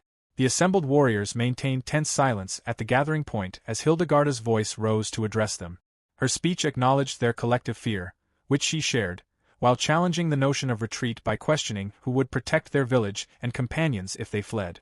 Her exhortation urged them to invest their pride in their arrows and bring down their enemy. The warriors' thunderous response demonstrated their resolve. Hildegarda's declaration of inevitable victory prompted the warriors to raise their weapons skyward in unified commitment. Her announcement of the enemy's arrival initiated positional commands for the archers. The Black Dragon's form cut through the sky, its trajectory directed toward the village with focused intent. Rita's slightly nervous observation marked his first encounter with such a creature. The dragon maintained its elevated position, surveying the scene below. A warrior's shout signaled the commencement of the assault as arrows launched skyward in dense volleys. The sustained barrage found its targets, projectiles penetrating the dragon's wings and body. The creature's roar expressed its pain from these accumulated wounds. Hildegarda's shouted command prioritized bringing the dragon down from its aerial position. The archers maintained their continuous assault as ominous smoke began accumulating within the dragon's maw. The creature's jaws parted wide, prompting Hildegarda's urgent warning about the impending breath weapon. Her immediate order initiated defensive measures through barrier deployment. The Black Dragon released a torrent of flames that surged toward the assembled warriors, but a luminous protective barrier materialized with precise timing, intercepting the searing attack before it could reach its intended targets. Rita's question expressed bewilderment at the barrier's nature, noting that despite its successful deflection of the flames, intense heat still permeated through to those sheltered behind it. The dragon's offensive ceased as smoke continued to drift from its mouth. The warriors maintained their positions in stillness, their gazes fixed upon the beast as they awaited further instruction. The obscuring smoke gradually dispersed into the atmosphere. The Black Dragon's attention remained focused downward upon them before it began ascending to greater altitude. Hildegarda's emphatic command seized the opportunity, ordering immediate attack.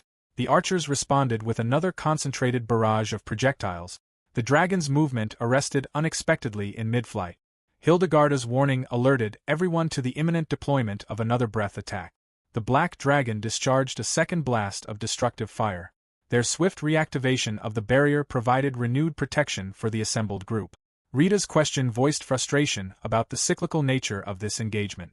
Hildegarda expressed regret for involving him in such circumstances. Rita's response emphasized that participation had been his own request rather than an imposed obligation. Hildegarda acknowledged this truth while expressing relief at having access to such a valuable healer among their rank. Her promise of reward from their collective treasures would follow the dragon's defeat. Rita's observation that this arrangement made him feel authentically like an adventurer came with anticipation for the promised compensation. Hildegarda's raised voice announced the waning potency of the dragon's breath weapon, ordering the archers to prepare for another volley. The projectiles launched skyward once more in response to her command. Rita's gaze remained fixed upon the black dragon's form as his thoughts processed the situation analytically. The arrows were undeniably finding their mark and inflicting damage upon the creature. Yet doubt crept into his assessment. Could they genuinely achieve victory against such a formidable adversary? His internal pause preceded a shift in mindset as renewed determination solidified within him. His silent affirmation rejected uncertainty. They would achieve victory without question. The black dragon released another devastating blast of fire that collided forcefully with their defensive barrier. Perspiration streaming down his face, Rita voiced his alarm that continued exposure to such conditions would prove fatal. His swift application of healing magic addressed the burn injury on Hildegarda's shoulder. Her appearance betrayed profound exhaustion. Rita's loud inquiry sought to identify any others suffering from burn wounds. His internal assessment recognized that even without direct exposure to the breath weapon, the intense ambient heat was sufficient to cause burns, accounting for the considerable number of casualties already sustained. The dragon's offensive finally ceased. Hildegarda's voice rose to announce the temporary depletion of the creature's breath capacity, commanding the archers to take aim and release their arrows. The projectiles launched skyward once more. The black dragon's flight pattern became erratic in its evasive maneuvers, yet multiple arrows still found purchase in its body. A roar of fury emanated from the wounded beast. Hildegarda's brief laugh accompanied her derisive commentary about the dragon's growing frustration, noting with contempt that it remained oblivious to the deteriorating condition of its own wings, reducing it in her estimation to nothing more than a common lizard. Rita's confused repetition of her reference to wings preceded his surprised observation of the extensive damage already inflicted upon those appendages. His shouted realization that the wings had sustained severe tearing was coupled with the question of whether this had been the tactical objective all along. Smoke began accumulating once more within the dragon's maw as its abdomen distended and the smoke intensified in density. Rita's nervous question about this ominous development drew Claus's warning to maintain vigilance. This represented the dragon's ultimate weapon. Hildegarda's declaration alerted everyone to incoming flame bombs, ordering immediate barrier deployment. The dragon's open jaws released a massive spherical mass of flame. The violent tremor from the impact shook the ground beneath them. From her distant position of safety, Mina's shocked exclamation questioned the nature of the disturbance. Kate's identification of the loud noise and vibrations preceded his confident reassurance of Mina's safety under his protection. An adult woman's comforting touch on Mina's head reinforced the message of reassurance, noting the presence of Hildegarda, Claus, and Rita among the defenders. Her suggestion that they offer prayers for everyone's safety prompted Mina to close her eyes. Her silent prayers focused on Rita's well-being and safe return. The massive flame projectile struck against their barrier as Hildegarda commanded the deployment of a second layer of protection. 2 barriers would be necessary to withstand such force. Rita's announcement confirmed completion of treating the wounded, declaring his intention to contribute by channeling mana into the barrier's reinforcement. The barrier maintained its integrity against the fiery assault. One warrior's smile accompanied his confident assertion of impending victory, echoed by his companion's rallying call. Rita's attention suddenly fixed on the black dragon's preparation for another attack. His urgent alert to Hildegarda prompted her shocked recognition of the threat. Hildegarda's cursing acknowledgement of the dire situation, 2 consecutive shots, revealed her disbelief at the dragon's willingness to push beyond its own physical limitations in pursuit of their destruction. The dragon's jaws parted once more. Hildegarda's voice carried alarm as she noted the unprecedented recklessness displayed by this particular dragon. The second attack launched forth. Hildegarda's desperate instruction urged Rita alone to flee to safety. Rita's emphatic rejection of this option preceded the barrier's fracturing under the tremendous impact. Hildegarda's command demanded additional mana infusion, warning that without it the barrier would fail completely. The barrier's complete disintegration left Rita staring in shock as the flame bomb advanced slowly but inexorably through the air toward their position. Rita's steady gaze met the approaching destruction as his firm declaration rejected death in this place. He could not permit himself to die here. His vow to return alive preceded the silent formation of an incantation within his thoughts, invoking the spirit of wind.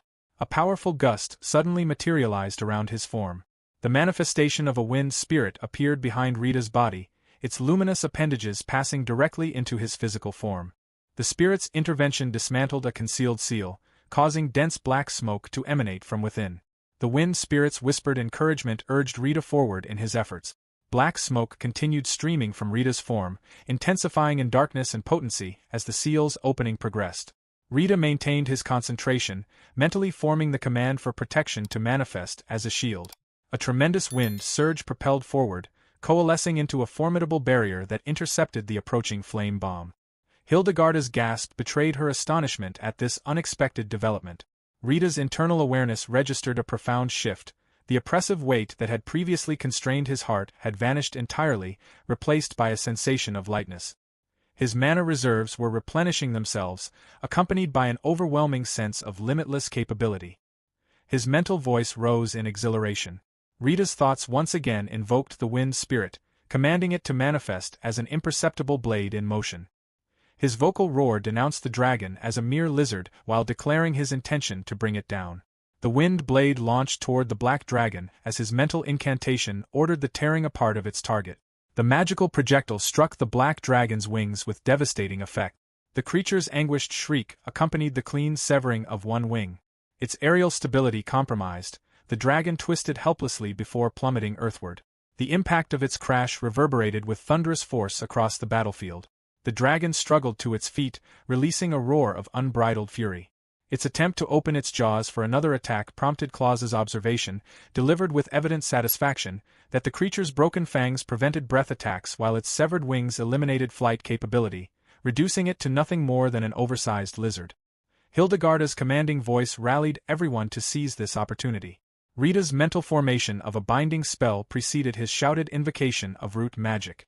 Thick vegetation erupted from the earth, coiling tightly around the dragon's body to immobilize it completely. Hildegarda turned toward Rita in shock, her thoughts racing with revelation. Her initial assessment had categorized him as unreliable, yet he had demonstrated courage by confronting the dragon directly. She had believed his capabilities limited to healing magic, yet he had just blocked the dragon's breath weapon and severed its wings with singular spells. Hildegarda trembled with excitement as her thoughts acknowledged never having encountered such a human, indeed, such a man. The mere sight of him filled her with exhilaration. Her sudden call to Rita summoned him to her side with the declaration that they would finish this together. Hildegarda extended her hands with instructions for him to channel his wind magic into them. Her internal awareness registered her racing heartbeat as Rita made contact, a slight flush coloring her features.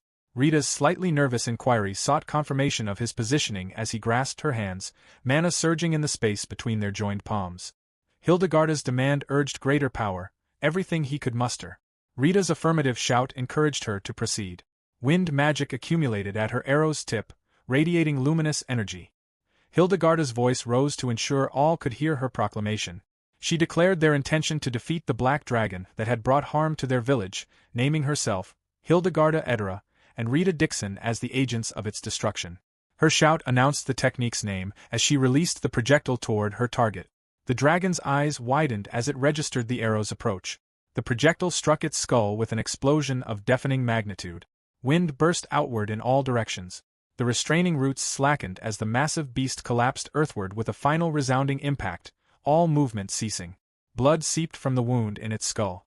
Rita and Hildegarda remained motionless, their gazes fixed upon the dragon's lifeless form. Rita's questioning voice sought confirmation of their victory. Hildegarda's affirmative response celebrated their triumph. She advanced forward, projecting her voice across the assembled warriors.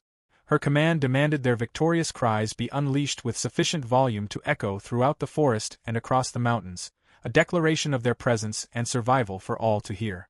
The assembled elves erupted in jubilant celebration, their cheers honoring their forest, their land, and their newfound companions Rita Dixon and Mina Dixon. Laughter permeated the atmosphere as the community engaged in festive revelry and partook of the abundant feast. Edith's inquiry sought Rita's assessment of the refreshments. Rita's smile accompanied his affirmation that the fruit wine possessed exceptional flavor.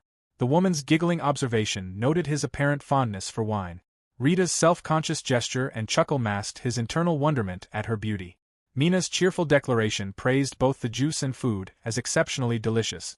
Kate, his face deeply flushed with color, suddenly thrust additional items forward with the suggestion that they were equally worthy of consumption. Mina's grateful smile preceded her observation that this marked another festival occasion. Rita's agreement acknowledged this pattern. Kate's slightly confused repetition questioned the concept of a festival, seeking details about location and nature. While continuing to eat, Mina provided explanation that 10 days prior, they had participated in a festival in Morelia following the extermination of demon wolves. Edith's amazed response noted his accomplishment in eliminating such dangerous creatures. Rita's modest deflection attributed success to collaborative effort, drawing parallels to their current situation. His demeanor shifted to seriousness as he voiced concern that despite the Black Dragon's defeat, considerable challenges remained ahead. Edith addressed Rita while directing his attention to a seed resting in her palm. Rita's question identified it as potentially originating from the fruit they had consumed. Edith's silent mental invocation called upon the Earth Spirit to bestow life-giving power. The seed responded by initiating growth before their eyes. Mina's surprised exclamation praised Edith's ability.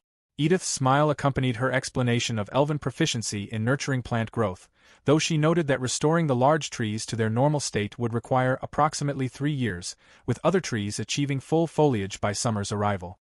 The elder's interruption apologized for the delay in addressing Rita. Rita's response indicated he had been wondering about their whereabouts. Claus explained that discussions regarding his compensation had occupied their time.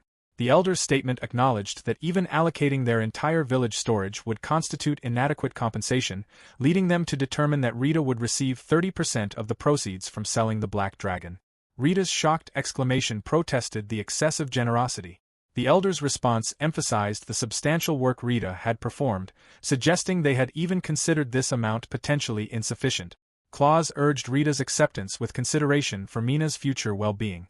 Rita's pause indicated deep contemplation before his acceptance came with a promise of wise utilization. Claus recalled an earlier moment when Rita had employed his item box to store the Black Dragon's remains. While the wind barrier and wind blade had impressed him considerably, the item box's storage capacity proved equally remarkable. Rita's modest admission revealed his own surprise that the space hadn't reached capacity even after storing the wings. The elder expressed gratitude that dismantling would prove unnecessary, allowing transport of the intact specimen to human settlements. Claus's smile accompanied his explanation of plans for reconstruction funding and their decision to initiate interaction with humans going forward. Rita's slightly surprised response characterized this as admirable. Hildegarda's interjection announced that monetary compensation wasn't the sole reward being offered. Both the elder and Claus turned toward her with questioning expressions. Hildegarda's inquiry confirmed that Rita remained without a spouse. Rita's confused acknowledgement awaited further elaboration. Hildegarda's broad smile preceded her declaration that she, Hildegarda Edera, would become his wife. The announcement rendered everyone motionless with shock. Complete silence descended upon the small village. Rita's jaw dropped as shocked exclamation escaped him. Panic seized him as he clutched his head, stammering demands to understand what she was proposing. The elves' shocked questioning voices expressed disbelief that Hildegarda would take such action. One elf's observation noted that Hilda was replicating her older sister's behavior. Another's question expressed astonishment that Hilda had just announced her intention to marry a human. Hildegarda's angry response challenged their choice of reference to her as that Hilda. Mina suddenly tugged at the elder's robe with an inquiry about whether Hilda possessed an older sister. The elder's affectionate head pat confirmed this truth, while noting the necessity of informing both the sister and their son-in-law of recent developments. Rita's awkward smile accompanied his surprised repetition of the term, son-in-law. The elder's announcement confirmed the existence of Hildegarda's elder sister. Among the village's few children, 2 sisters had shared an unusual bond of exceptional significance. Approximately 50 years prior, when Hildegarda had reached 260 years of age, her sister had eloped in defiance of tribal customs, compounding the transgression by choosing a human partner. This event had catalyzed Hildegarda's intensifying hatred toward humans. Hildegarda's voice trembled with despair and fury as she denounced humans as contemptible beings for taking her sister away. As an act of rebellion against the sister who had abandoned her and violated the elven law prohibiting human interaction, she had devoted herself entirely to the warrior's path. Hildegarda's scoffing dismissal characterized love and romance as meaningless pursuits, declaring her commitment to life as a warrior. Claus recalled this particular moment, mimicking Hildegarda's declaration about living as a warrior. His imitation was interrupted as Hildegarda spoke in measured, low tones that carried unmistakable threat, addressing Claus by name. She seized her sword with a shout, launching into combat. Claus's laughter accompanied his confident assertion that he wouldn't be defeated in close-quarters fighting. The elves' loud cheers created an enthusiastic backdrop to the sword fight unfolding between Claus and Hildegarda. Rita's awkward smile accompanied his questioning hope that the marriage proposal had been meant in jest. Mina's response turned the question back on him, asking whether he wasn't pleased by the prospect. The subsequent morning arrived to find a magic circle etched into the ground's surface. Kate's cheerful declaration promised future visit. Mina's affirmative response expressed her anticipation of his return. Hildegarda called out to Rita, informing him that separation would be necessary for a period, though she urged him not to grieve excessively as she would soon come to his location. Rita's awkward acknowledgement noted she was persisting with that topic. Hildegarda's broad smile accompanied her revelation of newfound understanding regarding her sister's emotional state. It was natural to desire cohabitation with one's beloved. Rita's surprised question sought confirmation of whether she had genuinely developed romantic feelings. Hildegarda's emphatic retort questioned whether she would jest about such matters, declaring her profound love for a man of his character. Claus's sudden interruption mimicked Hildegarda's previous declaration about living as a warrior. Hildegarda's visible flinch preceded her annoyed physical strike to his face. The elder's hand rested on Rita's shoulder as he addressed him as son-in-law, acknowledging how circumstances had evolved. Rita's awkward laughter masked his internal protest. He couldn't accept this through coercion. Claus announced their impending departure, receiving Rita's affirmation. The elves' collective farewell wished safe travels to their friends. Rita's shouted goodbye addressed everyone as the magic circle activated their teleportation back to the forest. Rita's excited thoughts contemplated the dragons and elves, anticipating the guild's and Malace's surprised reactions to these developments. At the Amulus Guild, Malace's voice rose in distress questioning his disappearance without notification. Rita's nervous internal observation registered both her tears and anger. Malace's tearful outcry expressed the worry she had endured, noting he had taken Mina away for 2 days. Their synchronized guilty bow accompanied their unified apology. Malace's tears intensified as she expressed her fears of accidents befalling them, worrying they might have departed due to dissatisfaction with the guild. Her mind had spiraled through various concerning scenarios.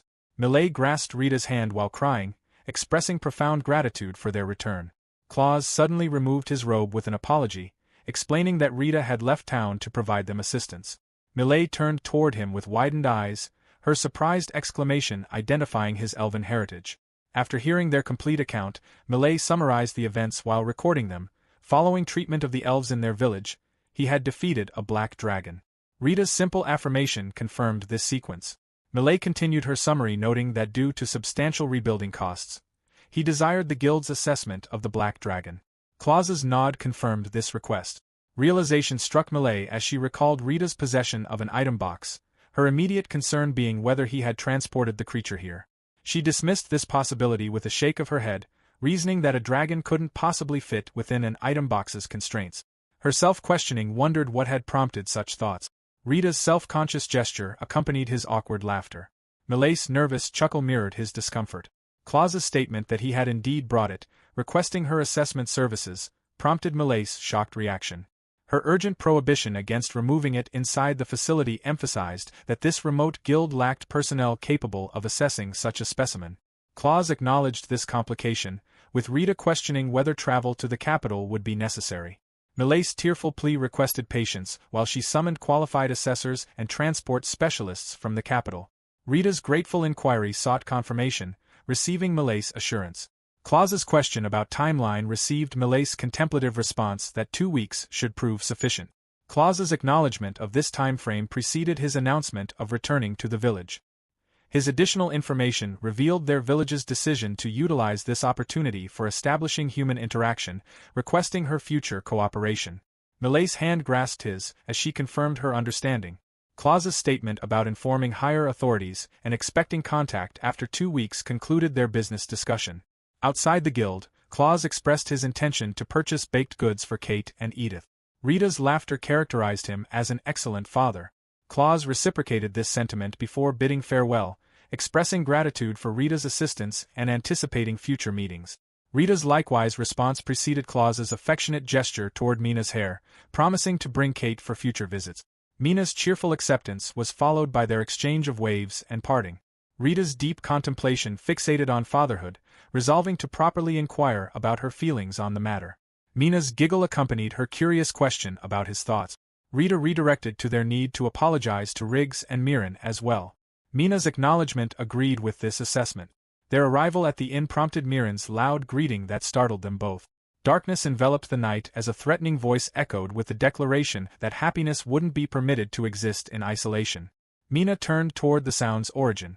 Shock dropped her jaw at the vision of Rita standing with darkened expression, accompanied by a robed girl whose blood-red tears streamed from her eyes. The girl drew her sword, positioning the blade against Rita's neck before executing a swift slash. Mina's scream demanding cessation was followed by her gasping awakening from the nightmare. Sitting upright in bed, her gaze fixed upon Rita's peacefully sleeping form beside her. Her whispered identification of the experience as a dream preceded her taking his hand. Silent tears fell as she softly repeated his name through her quiet crying, Rita-chan. At the Amulus Guild, Rita's inquiry sought confirmation regarding the absence of anyone searching for Mina. Milei's affirmative response detailed her comprehensive investigation spanning from the capital headquarters to all branch locations. Her bowed posture accompanied an apology for her inability to provide more substantial assistance. Rita's swift contradiction expressed profound gratitude for her effort. With their discussion concluded, Rita rose from his seat. His address to Mina noted the absence of available quests that day, proposing instead that they take a leisurely walk through town. Mina's smile accompanied her agreement to this plan. Their departure from the guild marked the beginning of their town exploration. A stop at the bakery prompted their entry into the establishment. Mina surveyed the bakery's interior with evident amazement. Rita's sampling of a cookie elicited praise for its delicious quality. Mina's cheerful agreement noted its satisfying crispness. Rita's smile persisted as his gaze rested upon her, his internal thoughts expressing relief at her apparent improved state. She had been dispirited following the night 3 days prior when he had discovered her crying, apparently the result of a nightmare. Their journey continued to another location shortly thereafter.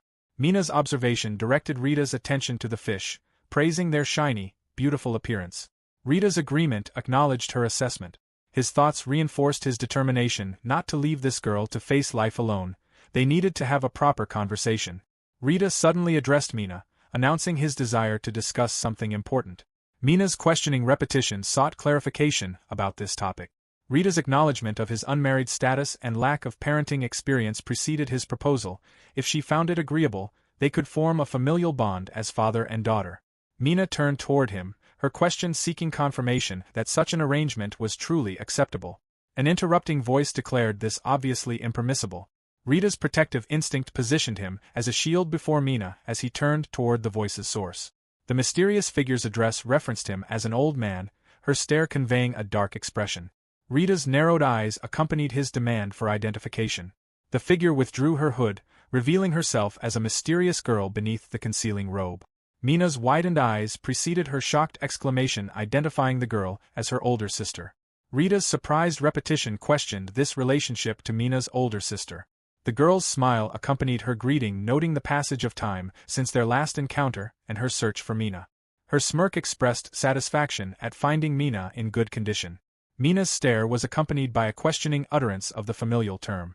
The girl's response shifted to angry objection regarding the proposed family arrangement with that old man, shouting her refusal to permit such an occurrence. Her swift motion launched a dagger, though Rita's timely evasion avoided the strike. Rita's exclamation questioned her actions. The girl's scoffing observation noted the attack's relatively slow speed while acknowledging his reactive capability. Mina's shocked cry repeated the familial address. The girl's command demanded Mina's silence, announcing that following this old man's death, Mina's turn would follow. Mina's exclamation conveyed fear. Rita's questioning voice demanded explanation for such statements. The girl launched another dagger with a shouted command for silence.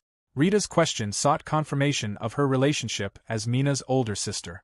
The girl's affirmative response provided her identification as Luna before leaping down from the rooftop. Luna's statement characterized Rita's proposal as fraudulent, identifying Mina as her sister. Rita's internal assessment analyzed her body positioning from the previous moment, recognizing danger. She possessed considerable skill. Rita's instruction directed Mina to seek concealment behind the bridge's pillar. Mina's slightly confused acknowledgement preceded her compliance. Rita turned his attention to Luna, demanding explanation for her stated intention to kill her own sister. Luna's response challenged his casual use of her name. Rita immediately initiated spell casting as the dagger flew toward his position. The projectile grazed his shoulder, inflicting a minor wound. Luna's smirk accompanied her observation that his barrier formation had been slightly delayed. Mina's shouted question demanded explanation for her sister's actions, her plea begging for cessation. Luna's eyes darkened as she repeated the question in a murmur. Her sudden lunge toward Rita came with a shouted accusation that he must be contemptible scum intent on exploiting Mina. Luna's dagger attacks commenced in earnest. Her rapid swings met with Rita's evasive maneuvers. His questioning voice demanded clarification about this concept of exploitation. Luna maintained her assault as Rita invoked spell casting to establish defensive measures. Luna's smirk preceded her question to the old man about whether his magical abilities had grown stronger following their meeting. Rita's silence indicated sudden comprehension dawning upon him. Luna leaped airborne, her triumphant observation noting this confirmation as expected. A volley of daggers launched forth, accompanied by her shouted accusation about his exploitation of Mina's gift skill. Rita's barrier reactivated in response. His questioning repetition of the term, gift, preceded his ducking motion to avoid the projectiles. His internal thought registered relief at the narrow escape. The daggers had altered trajectory unexpectedly. Luna's question sought confirmation of his awareness, proceeding to identify Mina's skill as one that amplified the power of nearby allies. Rita's understanding vocalized his realization. This explained his capacity to heal dozens of individuals and sever the black dragon's wings. Luna's furrowed brow accompanied her confused wonderment about this man's peculiar responses. Mina's shouted plea urged her sister to cease, insisting Rita wasn't malevolent. A dagger's sudden flight toward her position was intercepted by Rita's barrier. Luna's angry shout reminded her that she had stated Mina would be next. Rita's retort questioned her actions toward her own sister, emphasizing their familial bond. Luna's affirmative response preceded her revelation of surveillance conducted over recent days. Her declared intention was to rescue Mina from this filthy man, return her to their original location, and then kill her. Another dagger wave launched forth. Rita's raised barrier failed to intercept one projectile that struck his shoulder. Mina's worried cry of Rita's name expressed her concern. Rita's reassurance to her claimed he was unharmed.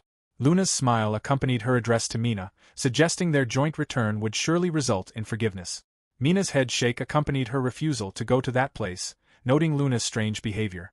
Rita's healing of his shoulder wound preceded his admission of incomplete understanding. However, Mina's unwillingness to go was clear.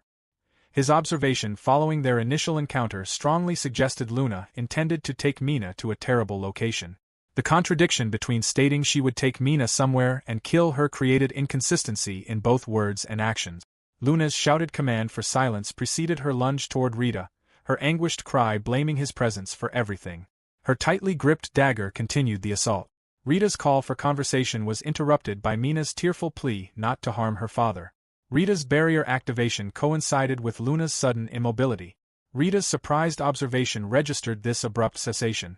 Luna's teeth ground together as her eye color transformed, tears streaming forth. Her declaration of unfairness preceded her despairing question about the cause. Tears continued flowing unabated. Her sudden collapse to her knees accompanied an exclamation of pain.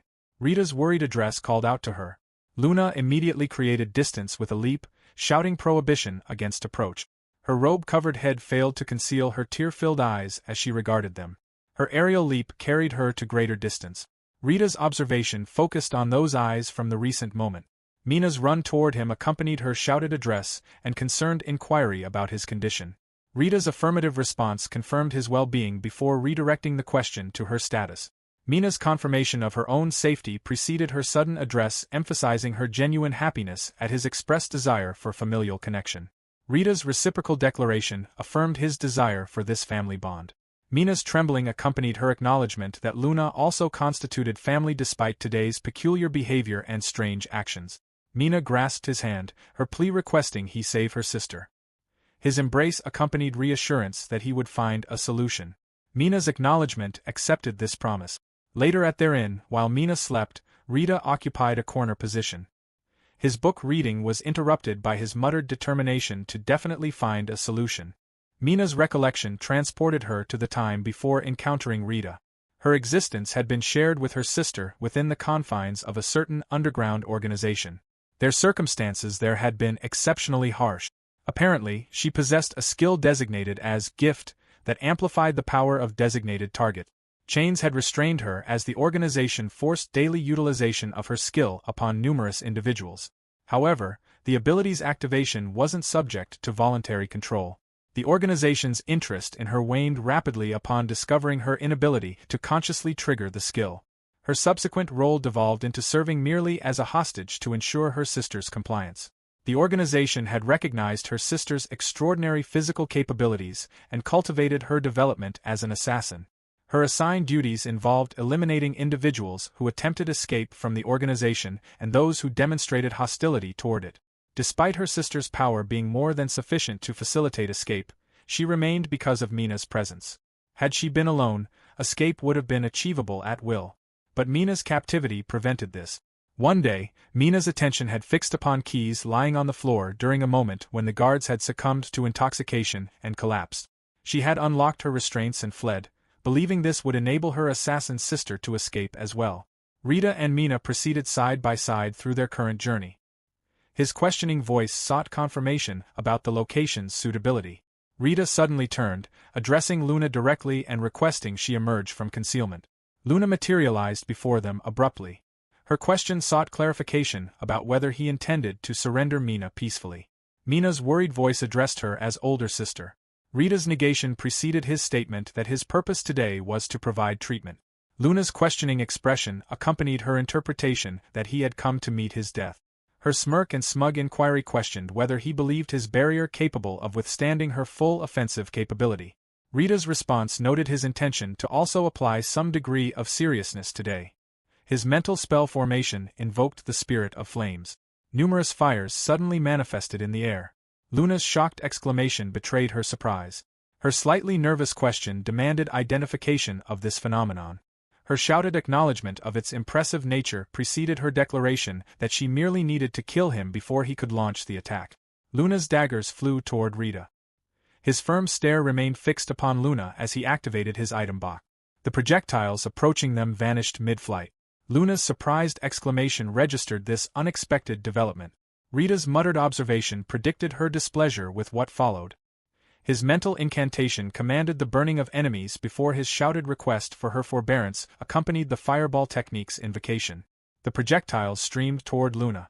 Her gritted teeth accompanied her evasive maneuvers against the rain of fireballs.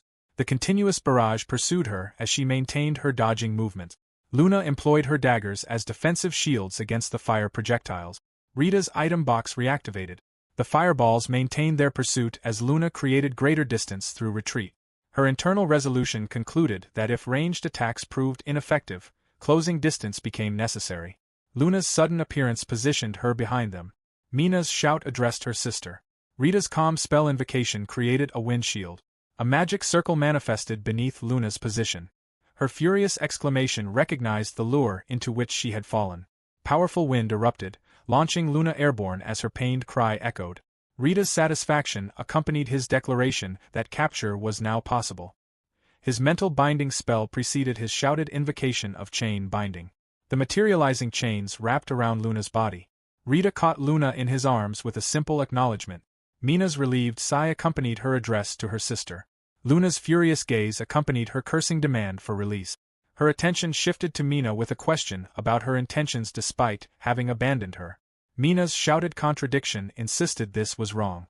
Luna's clenched teeth accompanied her threat to kill Mina following their return. Rita's smile accompanied his praise of Luna's hard work, assuring her that everything would be all right now. Luna's confused response questioned his meaning. Rita's spell invocation commanded the removal of control. His touch upon Luna's face generated a magic circle's appearance. Luna's loud exclamation accompanied a flooding of memories. The vision presented the severed head of their rival organization's leader. The men's evil smiles accompanied their praise of Luna's successful completion, directing her attention toward the next assigned target. The man's shouted invocation called upon the Cane of Domination, commanding Luna Pairs to retrieve her escaped sister, Mina Pairs, with orders to kill anyone who interfered. Luna's panicked question sought understanding of what was occurring. Black smoke billowed forth from the cane's surface. Luna's eyes gradually transformed to darkness as a pained exclamation escaped her lips. The man's cursing attributed blame to the child's escape for necessitating use of the domination cane. Luna trembled with pain as she murmured Mina's name. Luna's elevated position provided observation of the scene below. Her smirk accompanied her declaration of having located her target, suggesting they should return to their home. A voice suddenly manifested within her thoughts, refusing to take her back. Luna collapsed to her knees, her silent exclamation expressing pain. Her muttered reference to Mina preceded the statement of necessity regarding retrieval. Her eye color underwent transformation. Tears streamed from Luna's eyes as she whispered Mina's name. During her observation from above, Mina's bright smile was visible. A voice within Luna's thoughts expressed gratitude that she appeared happy. Luna's sudden exclamation registered an abrupt headache's onset. Her question challenged why only she experienced such circumstances. Mina's sweet smile accompanied an affectionate head pat from another. Luna's observation of Mina prompted her muttered declaration of unfairness. An internal voice questioned her own identity. Her collapse to kneeling position accompanied repeated utterances of "not fair." Luna's mental shout pleaded against the loss of emotional control, her voice rising in desperation as the sensation of being consumed intensified. Her repeated whispered complaints of unfairness continued. Luna's frustrated internal thoughts acknowledged her inability to resist the domination as reason slowly deteriorated. Her mental exclamation pleaded for someone's intervention. Gradually, complete darkness overtook her eyes. Tears continued flowing as Luna muttered her intention to kill, followed by a tearful plea for someone to save her. Rita's shouted affirmation announced his immediate intention to provide rescue. Brilliant light radiated intensely. Luna's darkened eyes began fracturing, then shattered entirely, restoring their normal appearance. Her wide-eyed stare directed forward as tears traced paths down her cheeks. Mina's worried address called to her sister. Luna suddenly leaped from Rita's embrace. Mina's call attempted to close the distance between them. Luna's shouted prohibition prevented approach as renewed tears accompanied her crying acknowledgement of having done cruel things. Mina's head shake accompanied her tearful insistence that understanding existed between them. Luna's apology preceded her confession that witnessing Mina's happiness here had triggered jealousy, questioning why only she experienced such fortune, culminating in overwhelming rage. Mina's approach accompanied her tearful apology for escaping alone, her plea left incomplete. Luna's response absolved her of fault and rejected the need for apology. Luna suddenly redirected her attention to Rita, addressing him informally. Rita turned toward her, awaiting continuation. Luna's request sought his care for Mina, explaining her intention to return and report Mina's death, promising to manage the situation somehow. Mina's attempt to restrain her accompanied confused questioning about her meaning. Rita's shouted prohibition declared this unacceptable. Luna's retort emphasized that failure to do so would result in pursuit. Rita's declaration promised resolution of that threat as well, vowing protection and urging collective cohabitation. Luna trembled as her fists clenched with intensity. Rita's statement recalled Mina's expressed desire for familial connection, extending that relationship to include Luna as well. Luna's bitter smile accompanied a sigh noting the proposal-like nature of his words. Rita's embrace accompanied his shouted declaration that terminology was irrelevant. He had witnessed Mina's happiness and committed to ensuring Luna's happiness as well, urging familial unity. Luna's speechless surprise registered in her stare before intense crying accompanied her affirmative response. Her smile accompanied acceptance of his care. Mina's tight embrace enveloped Luna as she shouted the familial address. Rita's arms enclosed them both as Mina's crying repetition of the address continued. Luna's sobbed whisper apologized for causing worry. Their silent tears flowed together within Rita's protective embrace beneath the vast, quiet expanse of sky above.